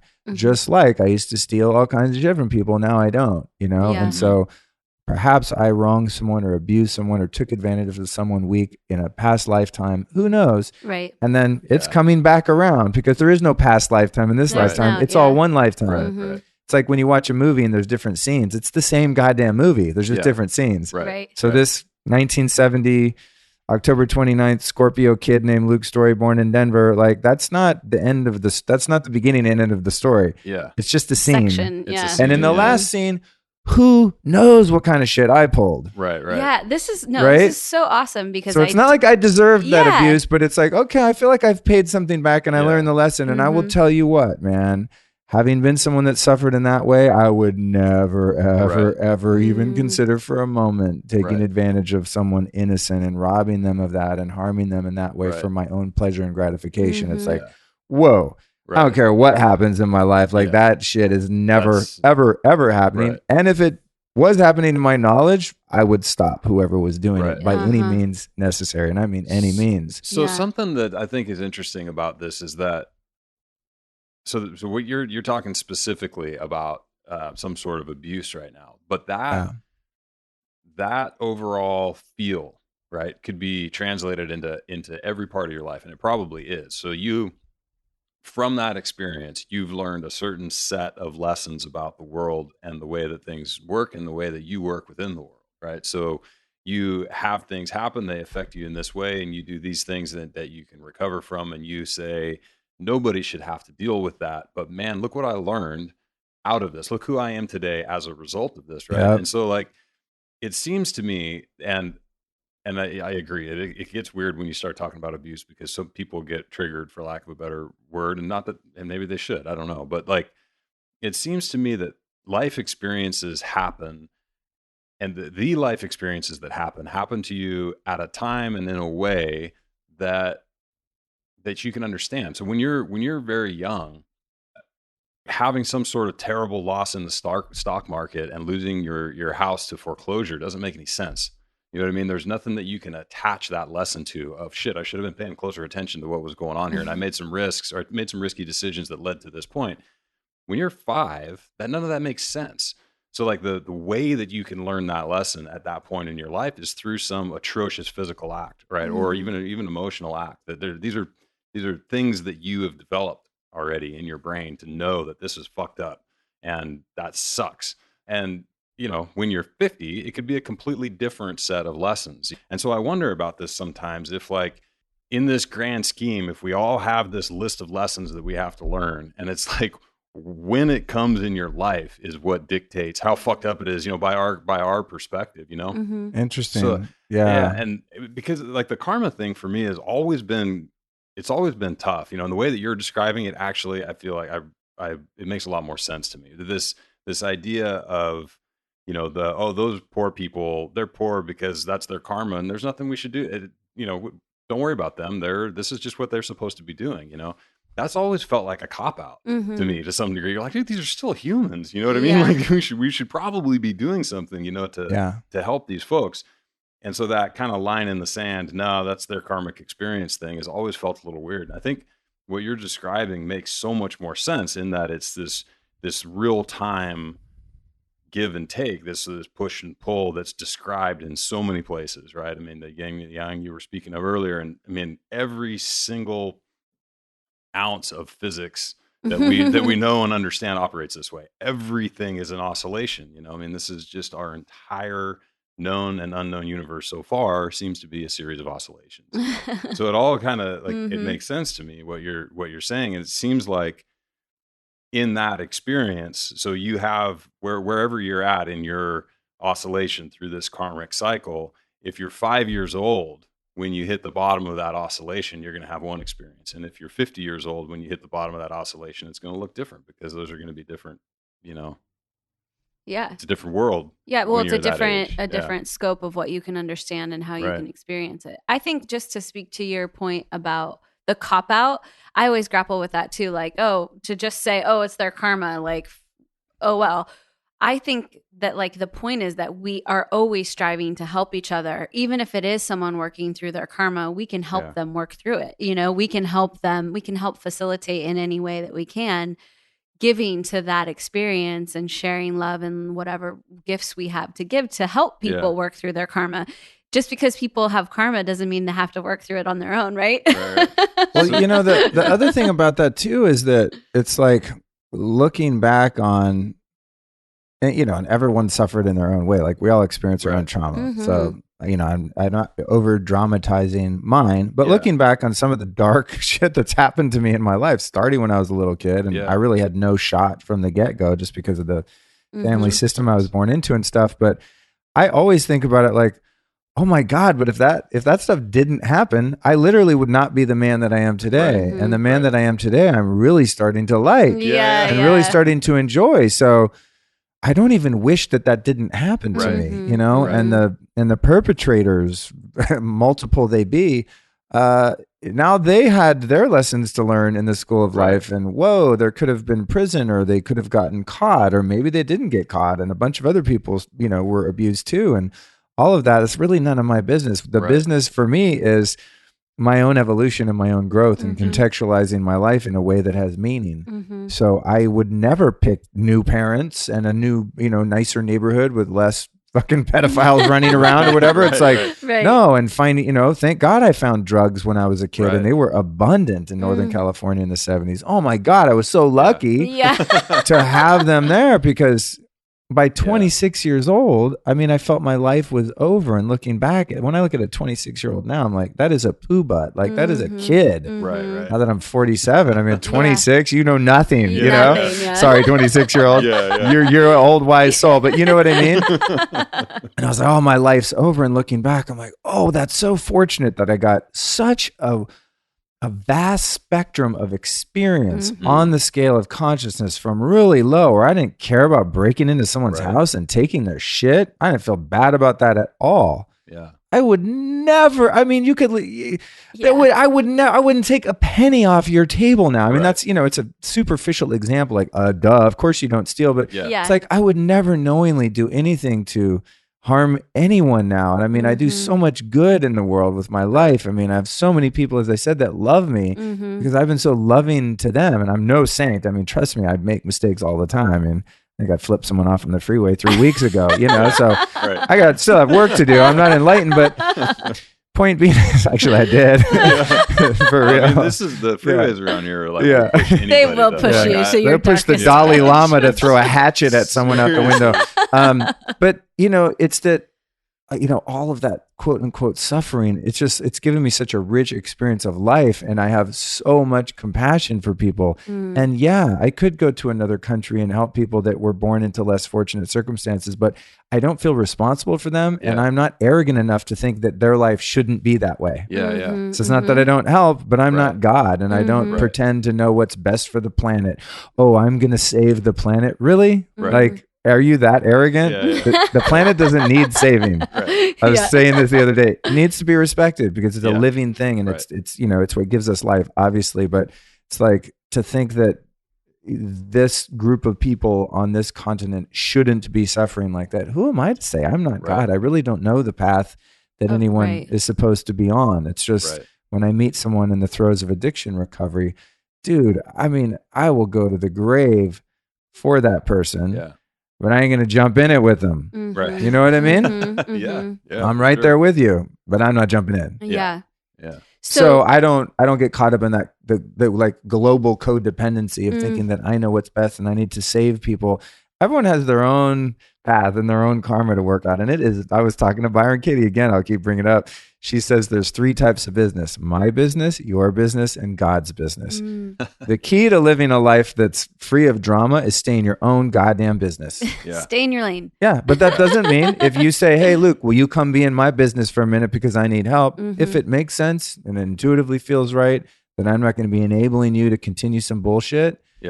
If I'm going to be helping contribute toward your awakening and not your demise or your slumber, then I'm in to a certain point. But then the minute it feels like that's not serving the highest good for me or for you, then I'm out. And then it's you and your karma to go live out. I'm not like Captain Rescue everyone. It just is not a healthy way to live. But that doesn't mean that I don't have compassion or empathy and that I won't help. You see what I mean? Yeah, no, totally. It's that principle of developing that discernment for when and where to jump in and lend a hand. And that is guided by the intuitive relationship with Creator through meditation and these things of like knowing when my heart says go, help, intervene, and knowing when my heart's like nope, they're on their own. It's not your battle. It's a great skill to be able to develop. Absolutely. You know? And would you say that meditation is the primary way that you connect and reinforce that sense of intuition?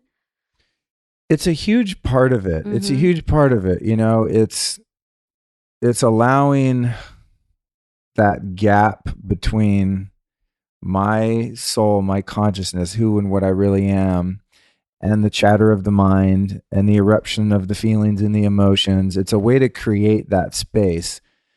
But I don't think that it's that useful. For me, at least, it hasn't proven to be that useful unless I'm able to carry that same sense of awareness out into my life and to build that into a contemplative living prayer. Just like prayer is powerful. I'm a firm believer in prayer. I mean, like, hello, that crap works. But it's not just something I do in the morning, like, hey, help me with this thing today, God, like a, Santa Claus God. It's like a living prayer to go throughout my day and a living meditation throughout my day. And so the prayer and meditation is more like a portal or a gateway to show me into poke my head through the window of a room. But then you got to come out and live your life. But I try to keep one pinky in the room, like keep that awareness that, okay, like everything I'm seeing is literally an illusion. Right. This house, this building, this neighborhood, this city, this state, this country, this world is totally not even real. It's all, in a sense, a hologram. So let's just start there, and then the parking ticket is like, okay, $80. What? Who cares? Yeah. It's like, okay, pay attention. No big deal, And then those little dramas slip away more easily. But yeah, it's rooted, I think, in the meditation. But for me, I really have had to work on and continue to work on carrying that awareness out into my daily life and into my interactions with other people, so that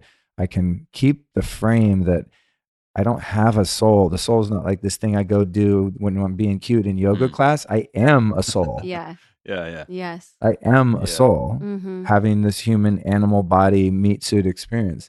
And it's such a unique experience because we do have, it's so funny because I look at this, I interview people that are vegan and I interview people that are paleo and eat meat and stuff like that. And it's like, I mean, I eat meat, I was a vegetarian for 10 years. It's what works for my body. And, I'm sorry, I come first, that's kind of it's either me or them, I try to do that consciously, but I just don't, it doesn't work for me to go the other way. But I hear everyone's point of view.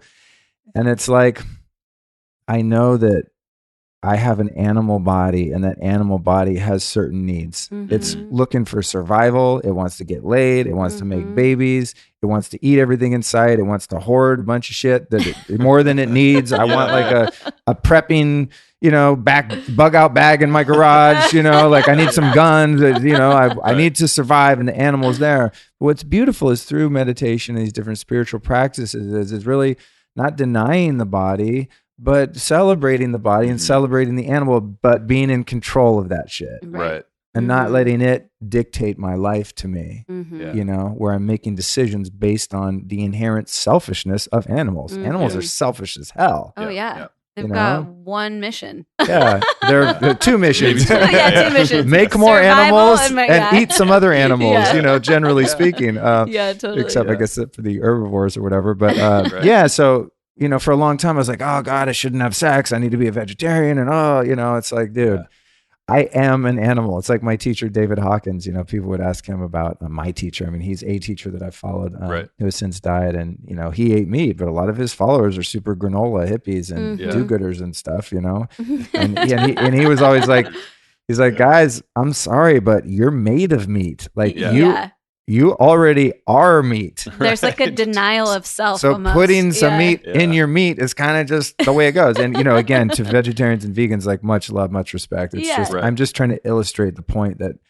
I'm aware that I have an animal body and I'm not fighting the animal body anymore and feeling guilty about it, and who knows, maybe in a few 100,000 years, we'll be able to be breatharians and can transcend our certain biological needs and things like that. But I find that way of like contextualizing my life is really working for me. But I'm also open to further developing that sense and meeting new teachers on my show. I mean, every time I interview someone, I'm like, wow, I just keep an open mind, even if they have a different perspective, know? Yeah. I keep an open mind and maybe add that to my sense of awareness and understanding so that I can expand that. I think open-mindedness is such a crucial principle. And it's one of the ones that saved my life in recovery. I mean, if you want to get sober, you better open your goddamn mind, because your mind, when you come into that situation, most of it is like, I know what's best for me. It's like, really, dude?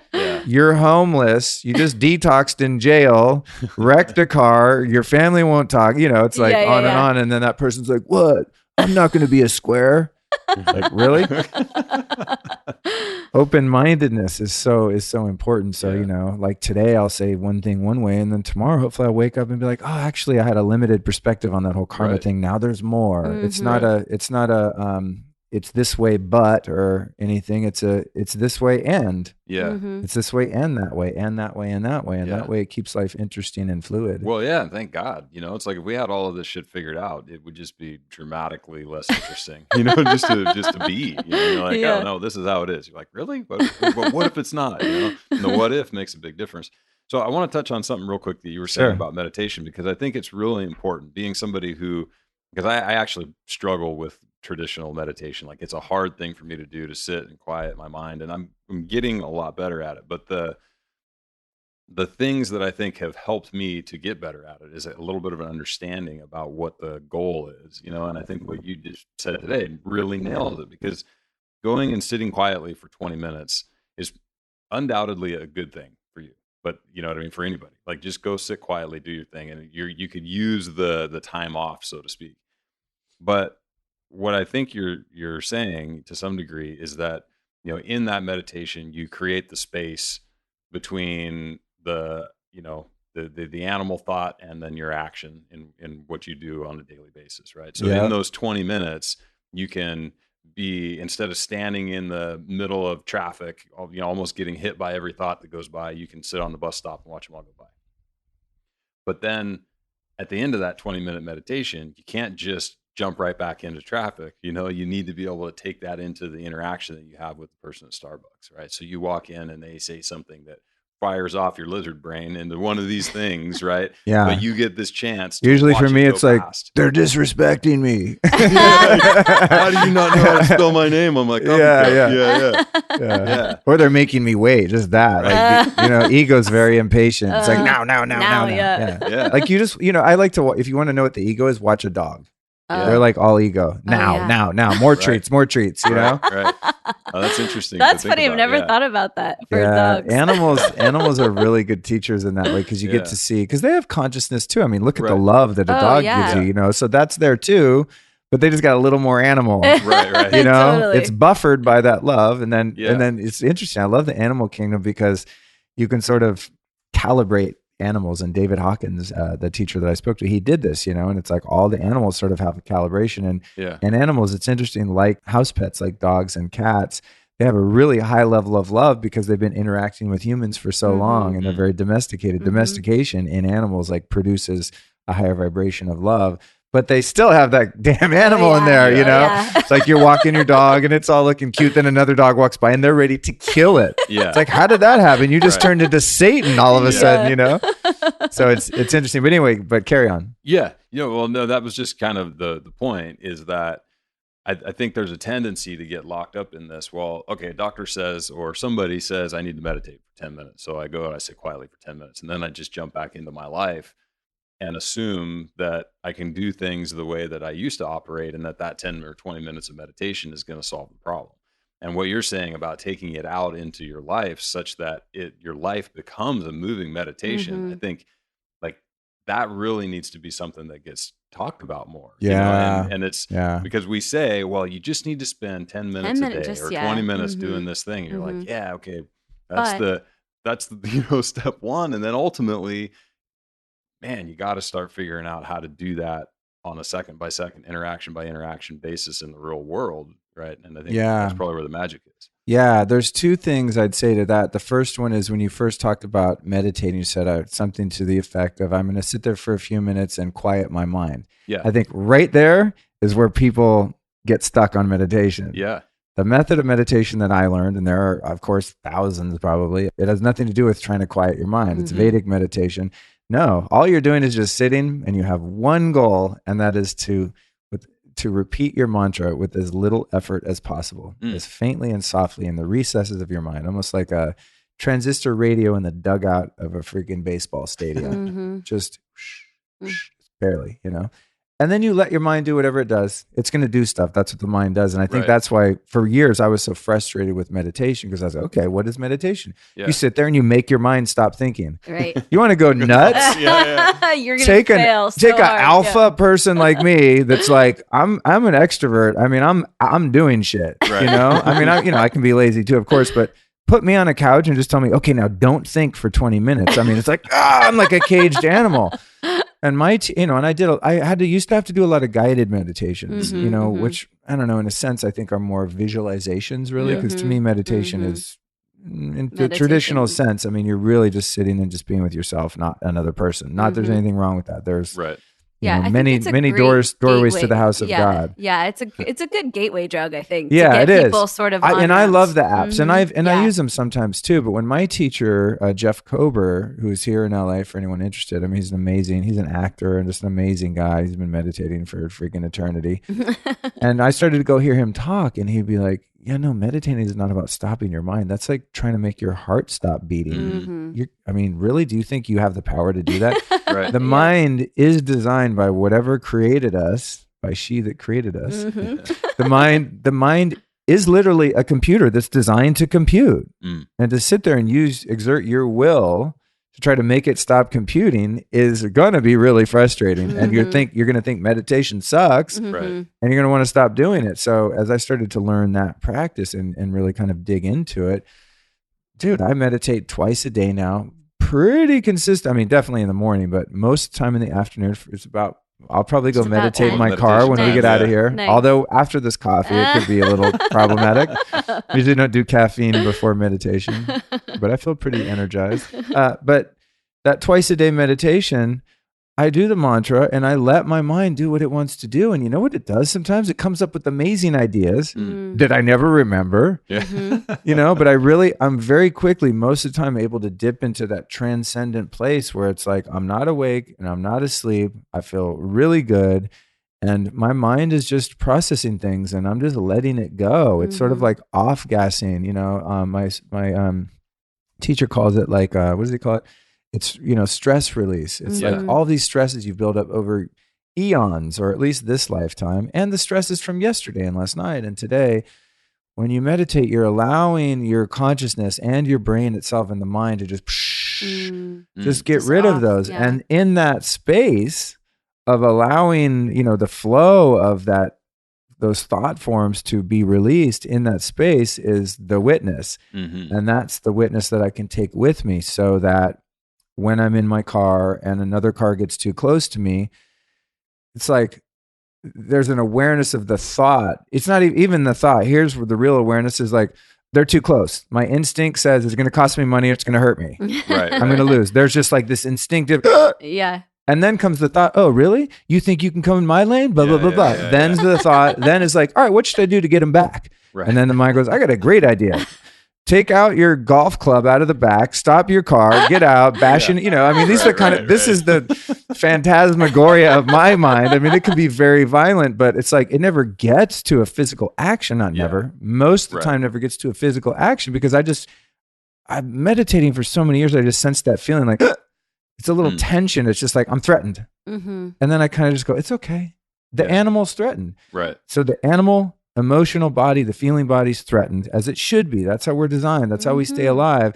And then it sends an impulse to the mind. Think of some shit to do to get that guy before he gets us, or to get him back if he already got us, to protect the body. And the mind is this computer that's there to protect the body. And then the ego is sort of tied in as this personality. I mean, this is a very rough framework. Right.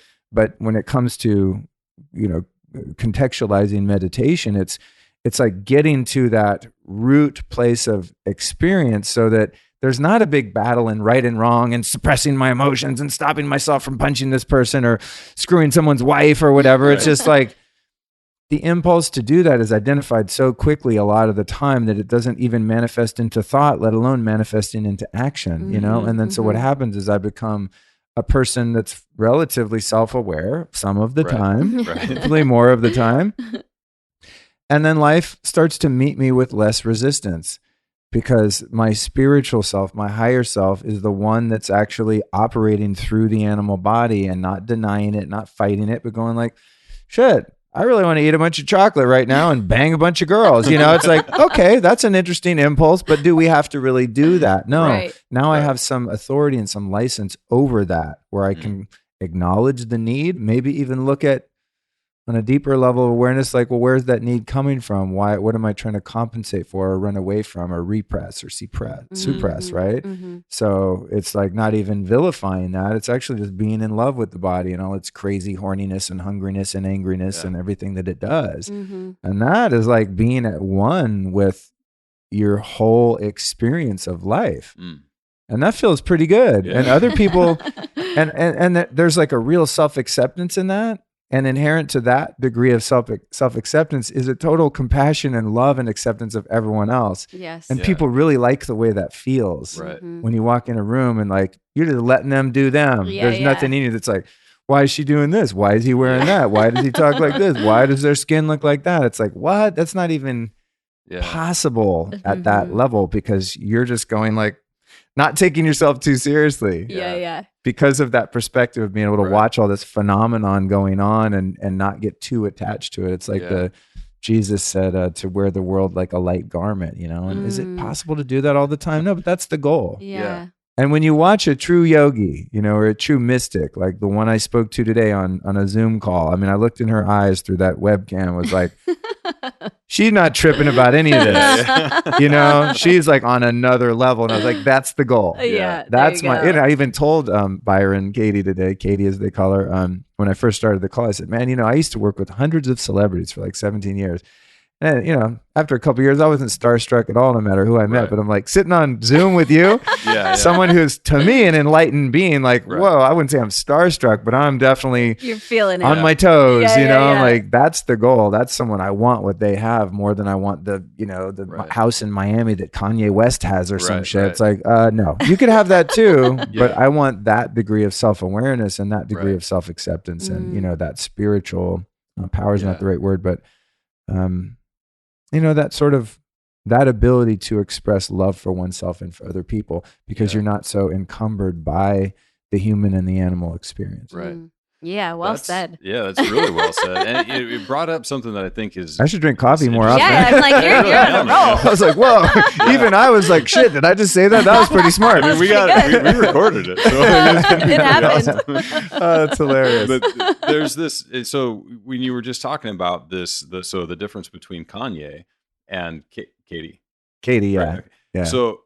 Because I think this is something that we see a lot, and I don't know. I mean, like, I'm probably going to really fuck this up. So, like, if anybody's offended by the way that I'm saying this, but I don't mean it to be offensive. But there's, like, when it comes to this idea of leveling up, you know, and it gets talked about around here as like people.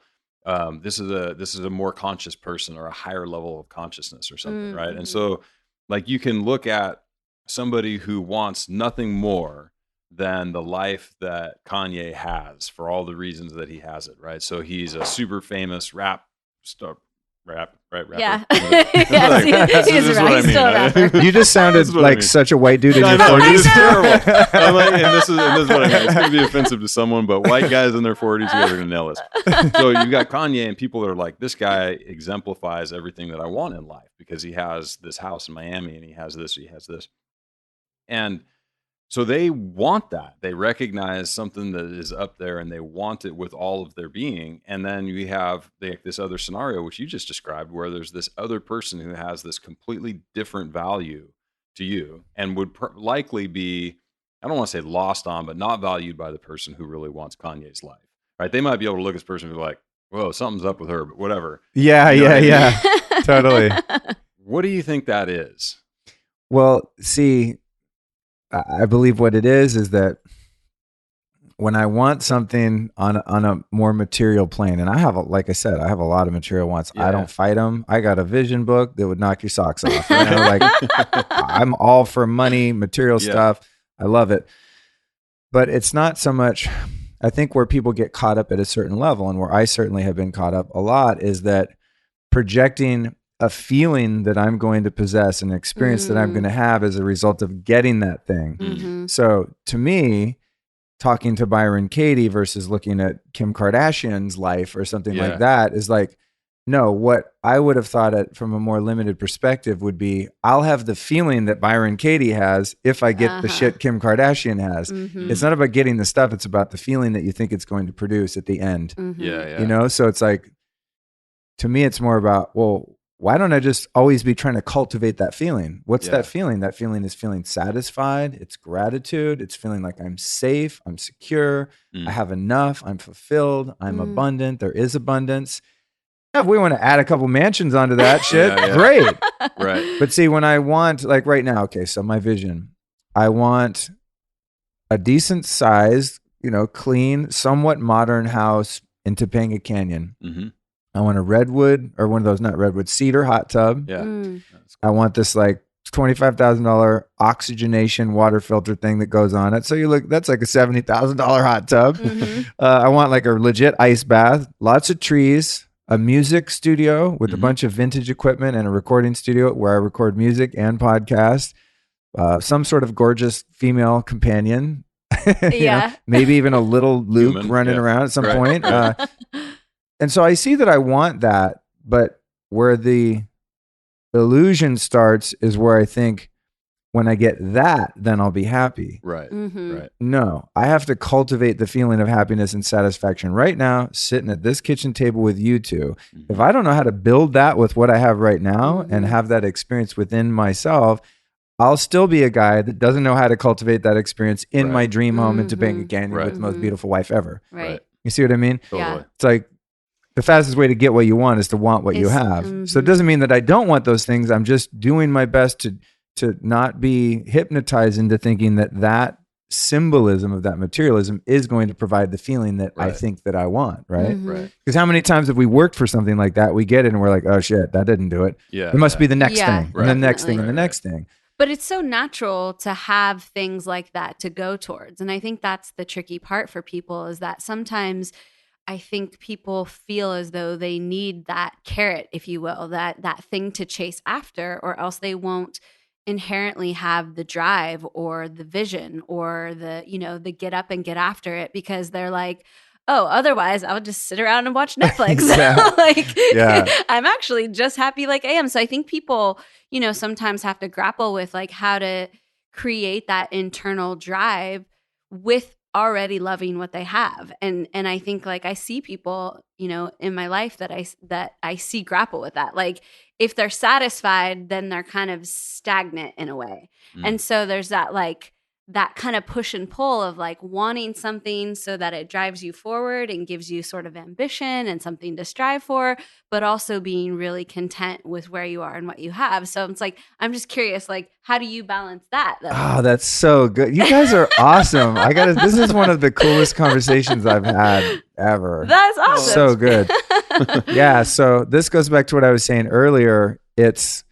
I'm happy now, and I would also like to have this thing. Yes. Right. It's not, I'm happy now, but I still live in an apartment. Yeah. I love that. I'm happy now, but I'm single. It's one word, right? Yeah. But it's a good word. I'm happy now, and I would be really happy with an amazing partner in my life that I could share my endless, boundless love with. It's an and.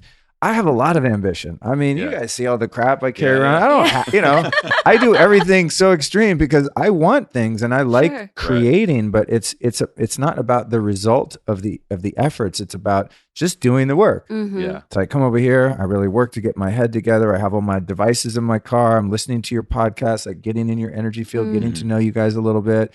Come in, see the dogs, vibe the place out. I'm cultivating a good mood. I want to have the best possible experience. But I'm not attached to the result of it at all. I could have walked in and we talked for 45 minutes. You guys, oh, that's all we have time for. We're not really into it. Luke, bye. And I walk out like, oh, damn, you know, or whatever, you know, whatever. The house burns down next door. We all have to run out there and deal with it. Whatever. It's like, no.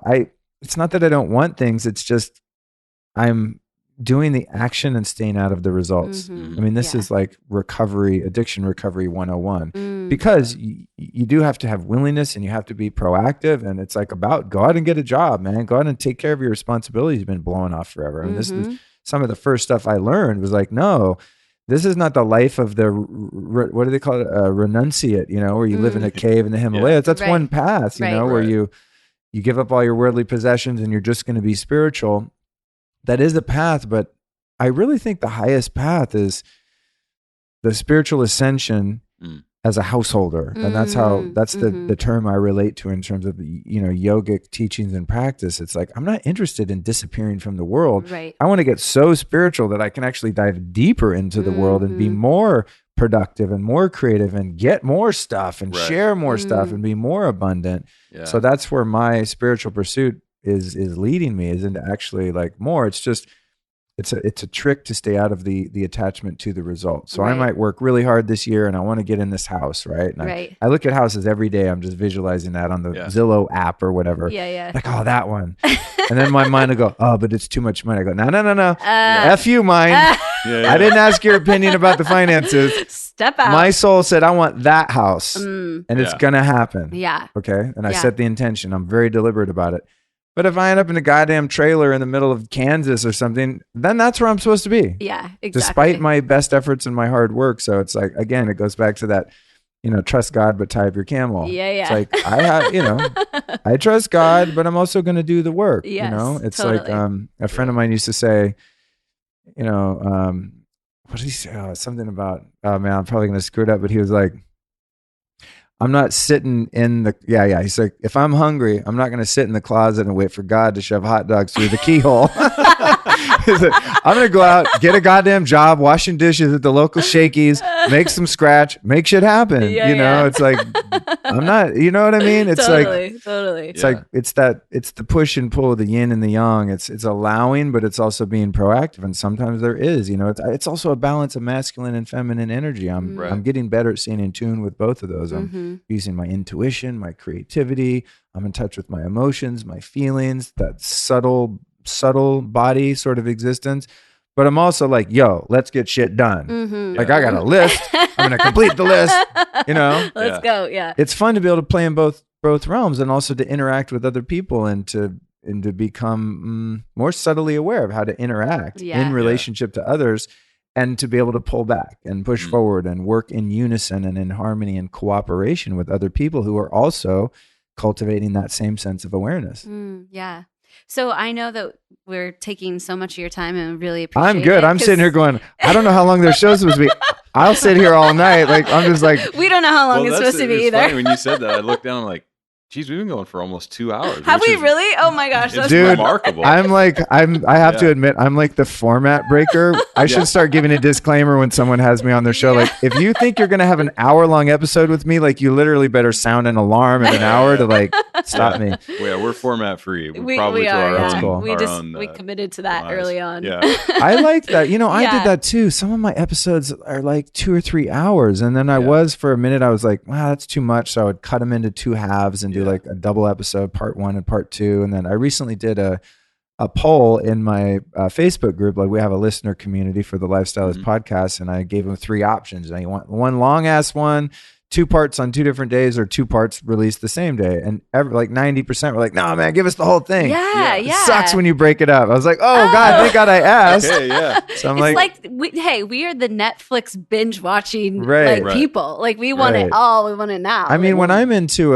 a show, like, everyone, I don't listen to Rogan all the time, but if he has someone on I'm really interested in, like, I don't even think the time. Who cares? I'm listening to that shit. I'm doing. I want to hear every word. So, hopefully, we've achieved that. That's obviously, we're just like, hey, we'll flow until the cows come home. But I want to ask you, because obviously I know that you've done the recovery piece and you're also talking about moving to Topanga. So I want to just see how those 2 things are going to work out, because obviously we're in LA. There's a huge movement towards psychedelics and experimentation in that realm. So I'm just curious, like, do you experiment in that way, or what's your take on that whole thing? So funny. I was just in Joshua Tree, as I said, at that event, and people down there, the people that I was around, are really into doing like the ayahuasca journeys and all that stuff.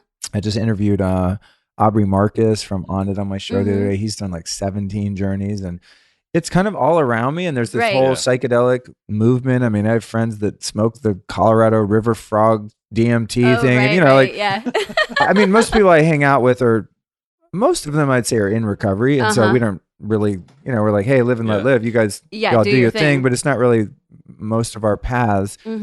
But I think it's a good thing, that people are exploring the recesses of their consciousness. For me, it's interesting because I really value my sobriety. And in the context of sobriety, if you're technically kind of claiming to be a sober person, you're not supposed to do any mind altering drugs. Right. Not like there's rules in recovery, but there's something that's known as the phenomenon of craving. And I know this very well because there were times where I would do what's called switching seats on the Titanic. And that's when I'd be like, okay, I really shouldn't be smoking crack. Clearly, I'm going to quit the crack and just do heroin. Right. It's like great. And I really thought I had it. I really thought I had it figured out. And then I go do that, and then I'm like, wow, I'm pretty sleepy. I need something to wake me up. And then the story goes on and on and on ad infinitum. But what would happen is anytime I touched one drug, it's like putting your toe in the swimming pool and your whole body gets wet, and you're like, what the hell? I only put my toe in, and now you're underwater. It's just. So I am very respectful of the propensity that I have toward once I touch something and my mind gets triggered, whatever that damn weird addictive gene is, I want more, and I will destroy my life and everyone's life around me. That's why if you were like, hey, do you want a glass of wine? Oh yeah, maybe I'll have a sip. I'm like, no. Yeah. Right. I ain't having any wine. Yeah. Oh no, just try it. This is nope. No. Not a sip. That said, a lot of it has to do with intention. So years ago when I first started taking herbal tinctures, they're like freaking 80% alcohol or something. And I'd put them, you do them sublingually, and I'd be like, I think I just had a shot, Yeah.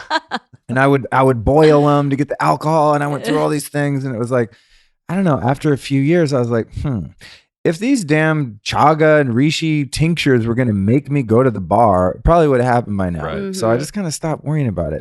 A lot of sober people would not agree with me. I've also done CBD and THC. I interviewed a guy recently, and the guy was sober, and he takes his own product. And I was like, how does that work? Don't you get high? He's like, no.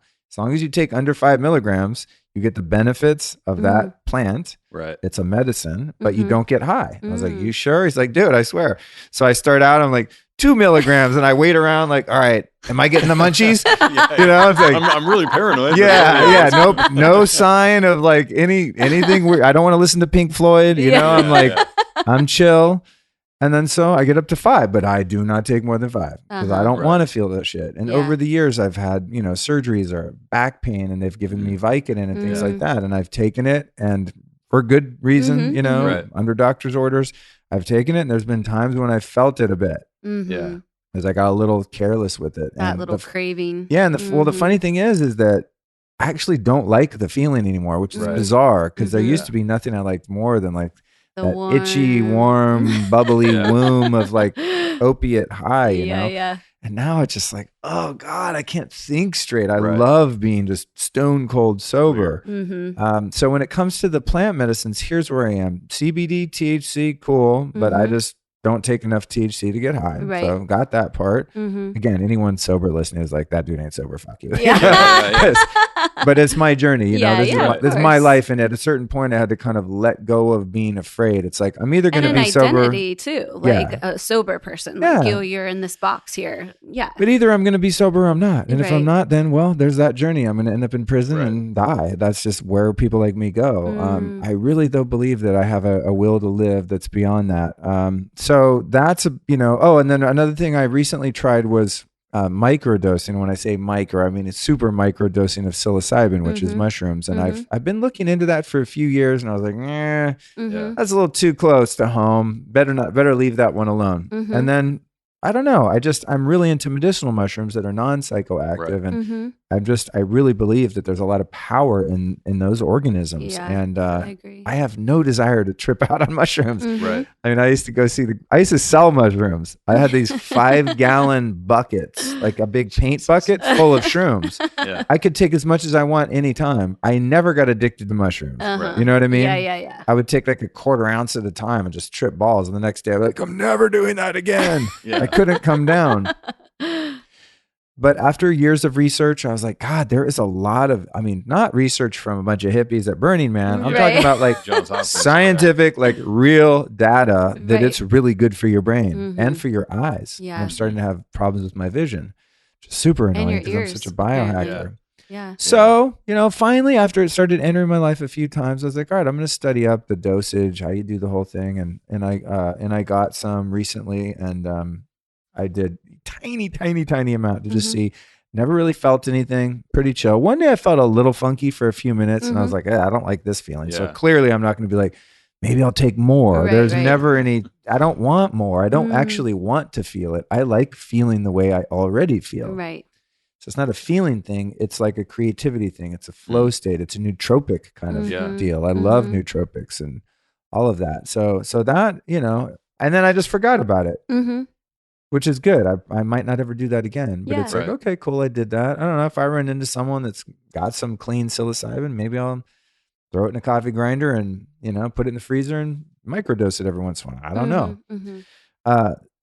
The last house on the block there is the whole ayahuasca thing, which is probably your original question. I just took an hour to answer. That's okay. No, I like the bird walk. But I think if people are, wondering how kind of quote unquote sober people operate, or if somebody's in recovery, like, well, I've been curious about that. Just based on my gut feeling, I have no desire to like do the hardcore plant medicines and like take that journey. I just don't feel like that's my path. And I've, like Aubrey Marcus, man. I mean, he's a very grounded guy. He's not like woo spaced out, fried his brain with ayahuasca. I mean, that guy is crushing it. Yeah, and I really respect him and really enjoyed our conversation. And I can see how that path has benefited him immensely. He's also, as far as I can tell, not an alcoholic, not a drug addict. Right. He's in a different body than I am. So I respect that, but I've just never had the feeling like, I want to go to the jungle. It's just like, oh God, no. I do not want to be tripping balls for 8 hours and puking and like, just like anyone describes it to me, even the really profound experiences and the positive, I'm like, oh no. Like comes with some Some that sounds like a Yeah. bummer. Like I literally don't want to go there. So to me, it's like, it's more, like Myron Katie had that, and Eckhart Tolle, people that have these sudden and their ego shatters and they just become their higher self all the time. Right. And that's nice. There's some people that can maybe get there and take a glimpse through the plant medicines and maybe even retain some of that and integrate that, which I'm sure is the idea. But for me, I just like the slow and steady, just, the path of enlightenment that's like letting that parking ticket go. Shop wood, having carry water. Having the relationship end, sit on my couch and cry my ass off, just feel it, and just really go through life in a way that is absolutely, in reality, absolutely sober. And then, from time to time, get some assistance on flow state, cognition, creativity, something like that. But feeling high in any way, I'm not interested.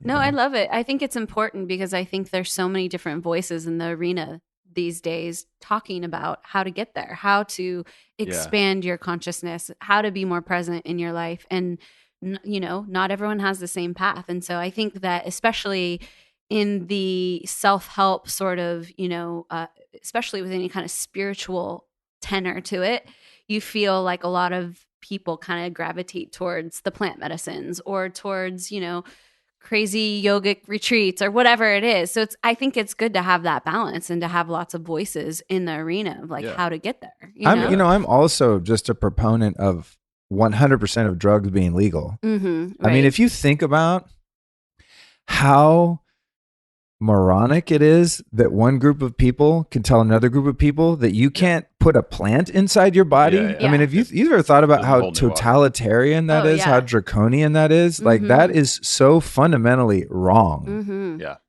Whether that plant be processed into cocaine, crack, heroin, ayahuasca, whatever, it's a freaking plant. And you, the man, is going to tell me I can't put a plant that God created into the body that God created? Well, I'm just fundamentally not down with that. So I would say I'm very pro-drug. I just know that based on my experience, there are risks involved in any in any of that, that you can do. But I watched a documentary a couple nights ago. It's called Hamilton's Pharmacopoeia. I think. The Vice guy. Yeah, the Vice kid.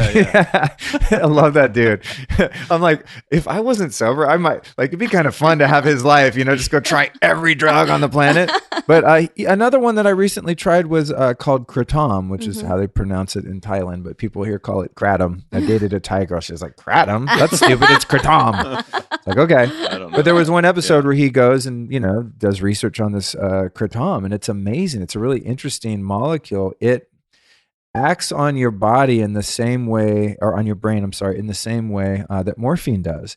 But it lacks the chemicals that make it addictive. So it's like the good painkiller parts of morphine with like zero possibility of getting addicted. Wow. Yeah, it's really weird. They show this PhD research scientist that's, puts it in a rat's brain, and they show what happens with an EEG on the rat, and they're like, yeah, see, morphine does this. It's this euphoric feeling you get hooked on, and then you're addicted. And then kratom's just like flatline down here. It was really crazy. Huh. And I've taken kratom, again, microdosing. I'm not interested in experiencing the feeling of morphine. I like to feel sober, but I have a lot of pain. So I looked into it, and it actually is really good for pain. Huh. And in small doses, it's such a weird plant. In small doses, kratom stimulates you almost like caffeine. And then I haven't done this, but they say in larger doses, like your ass is laid out, like you're on the floor, You're like done, drooling. Yeah, which is more the morphine thing, Yeah.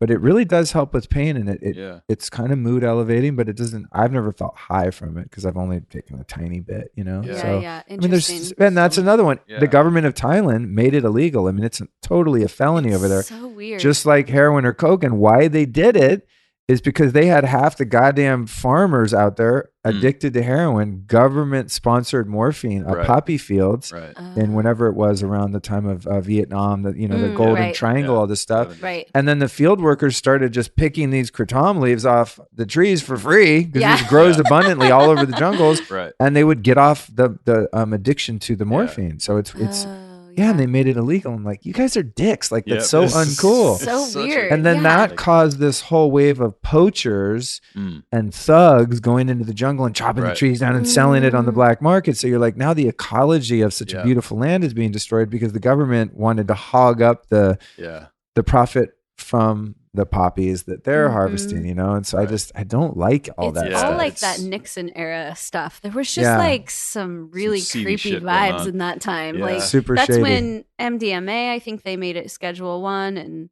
and mushrooms and LSD, all of those drugs, that was all under the Nixon administration. And you're just like, it's so interesting to think about his era. I mean, he clearly didn't have a lot of regard for anything but what he wanted, his mission. And you're like, okay, so it wasn't about the people. It was about his mission, his administration, what they wanted to create in the world. And you're just like, wow, we're still living in the Nixon era as a byproduct. You know what though? It's coming around. I mean, you look at like how cannabis is being more widely accepted, and even there's like these kava bars, and they sell like kratom drinks. I mean, who knows how long before that gets cracked down, but people are really into the plant medicine. Some of them are kind of in a gray area. They're not legal, they're not illegal. But you look at a country like Portugal, and they legalize all drugs. It's like crime rate drops 80% in a month. I mean, it's just like done. Totally bizarre. Counterintuitive, like, wait, all the problems went away when we just let everyone do drugs and made it safe, and HIV went down and all of that stuff. So, I feel positive about the government agencies loosening that up a little bit at some point, I mean, everyone hates Donald Trump, but, he's at least, I don't know what he's done particularly. I don't really follow politics that much, but, he's been publicly aware of the opiate crisis, which is totally at the hands of the pharmaceutical companies with fentanyl and all this crazy ass shit.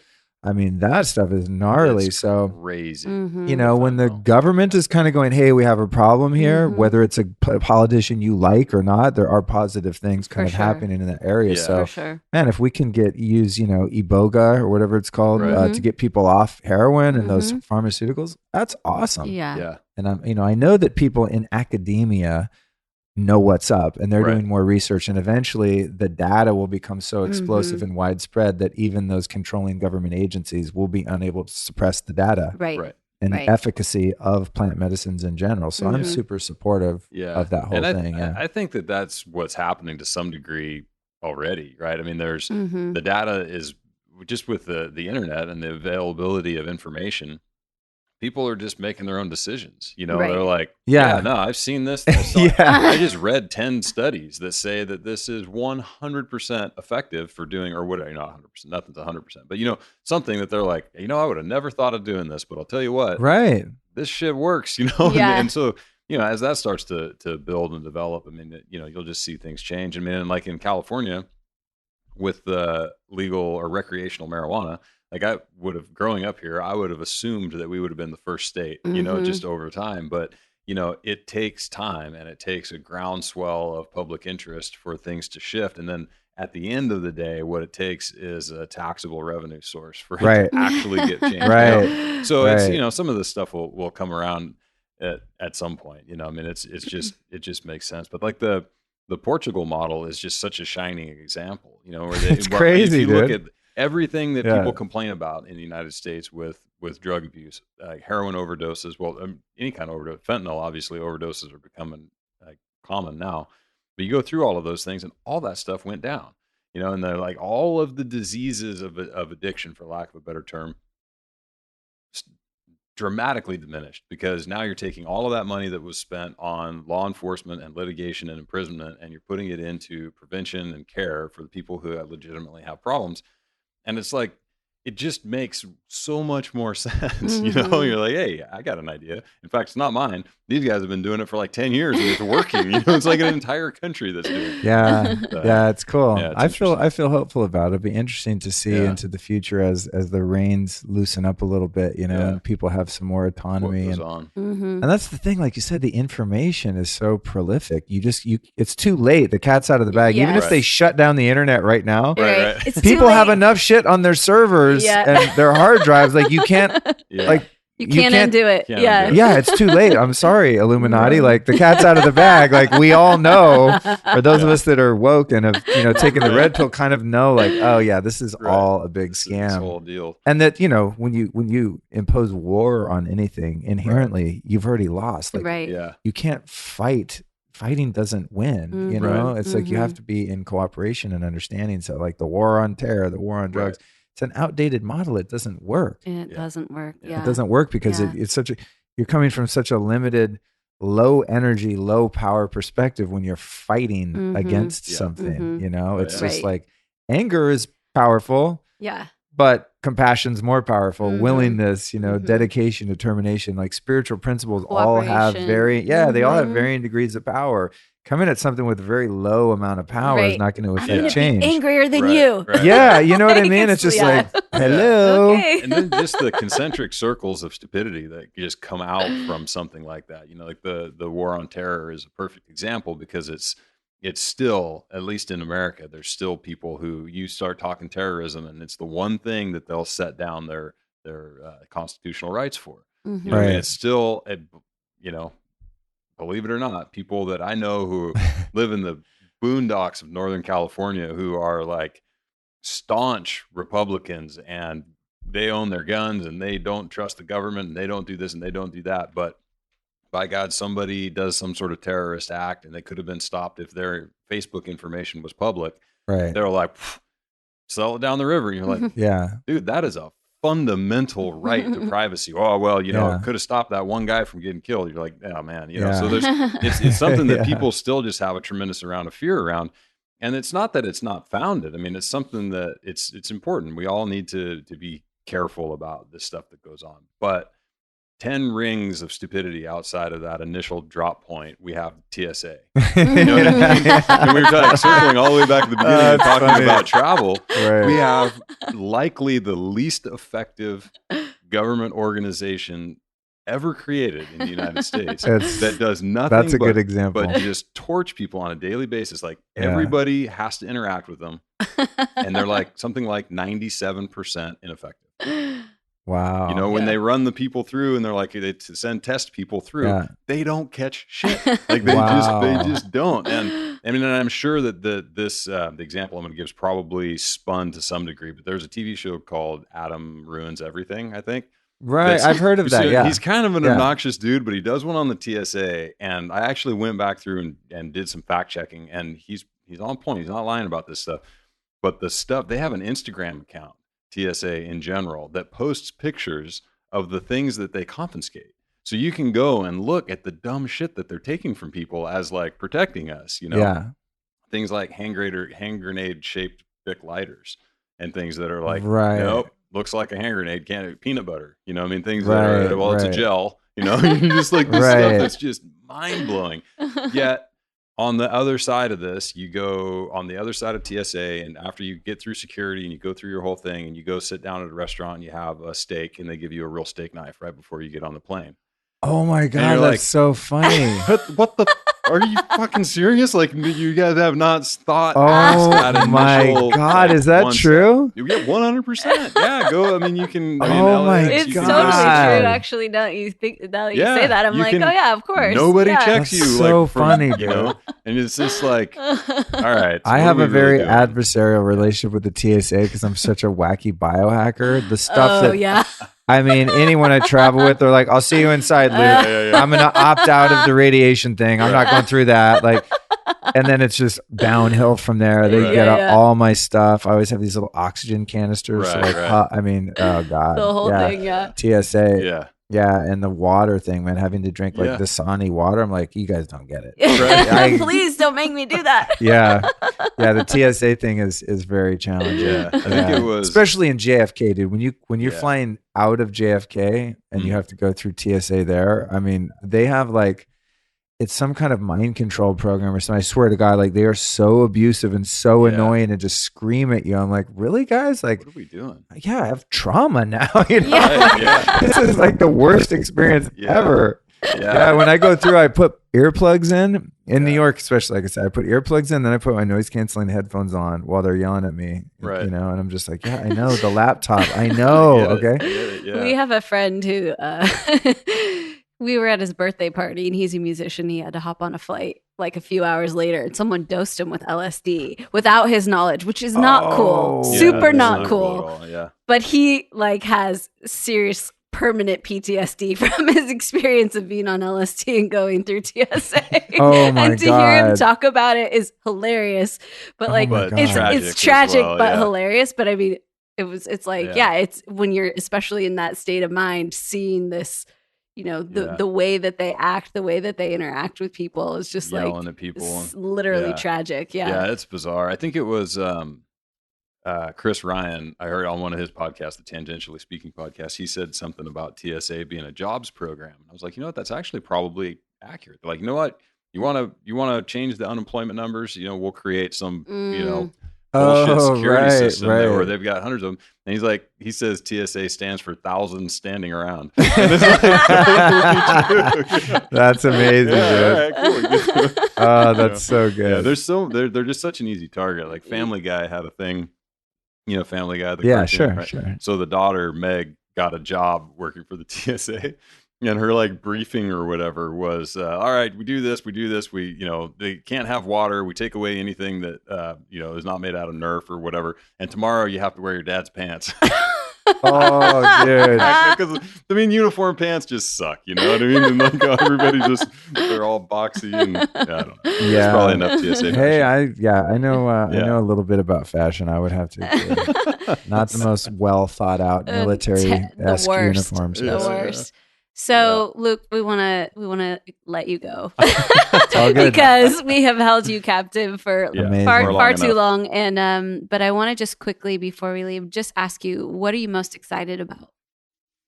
I'm most excited about right now, I think, well, two things really. You know, professionally, just my podcast has been really fun. People are responding to it. And I have shows recorded and booked up for the next few months. I mean, I can't even like get anyone on my damn show because it's Yeah. so active and being well received. So that's just really fun to kind of take a chance at 45 until I change directions in my career and have that kind of fly and then parlay into some other things now. So I'm really having fun doing that. And then personally, like I said, just finally being in a position where I have the option to not live right in the middle of Los Angeles after almost 30 years being there. So Yeah, that's I'm exciting. I'm excited just about manifesting that vision and getting out in the woods and just living closer to nature and, you know, giving my nervous system a bit of a break. Awesome. Awesome. Well, thank you so much for being here, for Thank you guys. making the journey. This was super fun. I really appreciate you guys having me over here. Yeah, it was wonderful. Yeah. And my mom was right.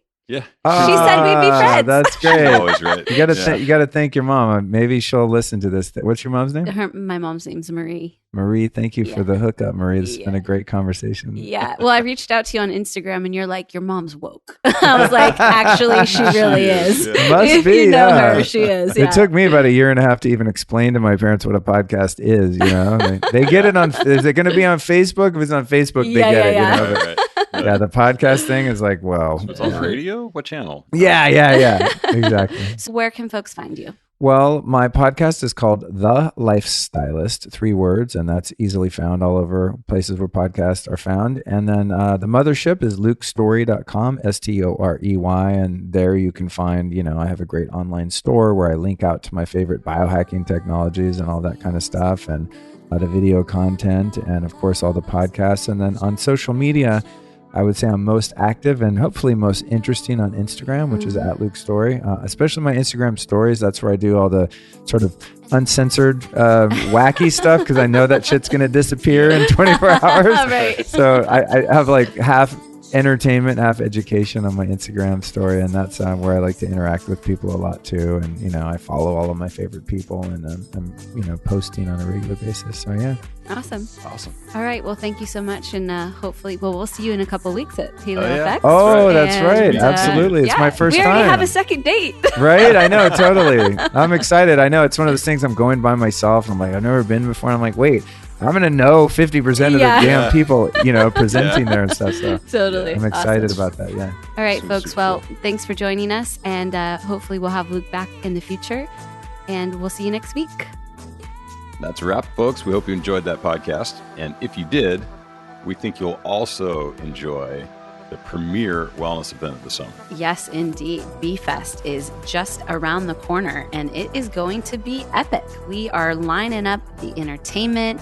We are dialing in the logistics, and it is turning into quite a special event. And, part of me wants to, again, kind of spill the beans on all the things that are going to happen there, but at the same time, I also want to create something really special and unique for people who are in attendance. So we're left in this little conundrum of giving you guys enough information to get you inspired to come join and be part of it, but not enough that you'll be, that it'll be another one of those things that you roll in and you know exactly what to expect and everything's just kind of the way you expected it. Yeah. And we're trying to just create a little magic. Yeah. And so we hope that you guys will come participate with that magic, which is B-Fest. You know what we should do? We should tell everybody that Beyonce is going to be there. We should tell everyone that. And then she won't, and they'll be super surprised. Is that what you mean? Yeah, exactly. Beyonce will not be there. Beyonce will not be there. As of now. Or maybe she will. You'll never know. It's true. She does have some time to sign up. She does. It's not. We are in fact not sold out. She could be there. She could be there. Yeah. And the only way you'll know for sure is if you're there too. That's true. So we hope you guys will join us. We're really excited about this event, and it's going to be special. And we're just, especially if you're on the West Coast, head on down, head on up, head on over. Head on in. Just get there. I mean, the bottom line is, cardinal directions are tough. If you put things flat, it gets even more confusing. Just come to B-Fest. Exactly. All right. We'll see you next week, you guys. Thanks again for tuning in. Bye. Bye.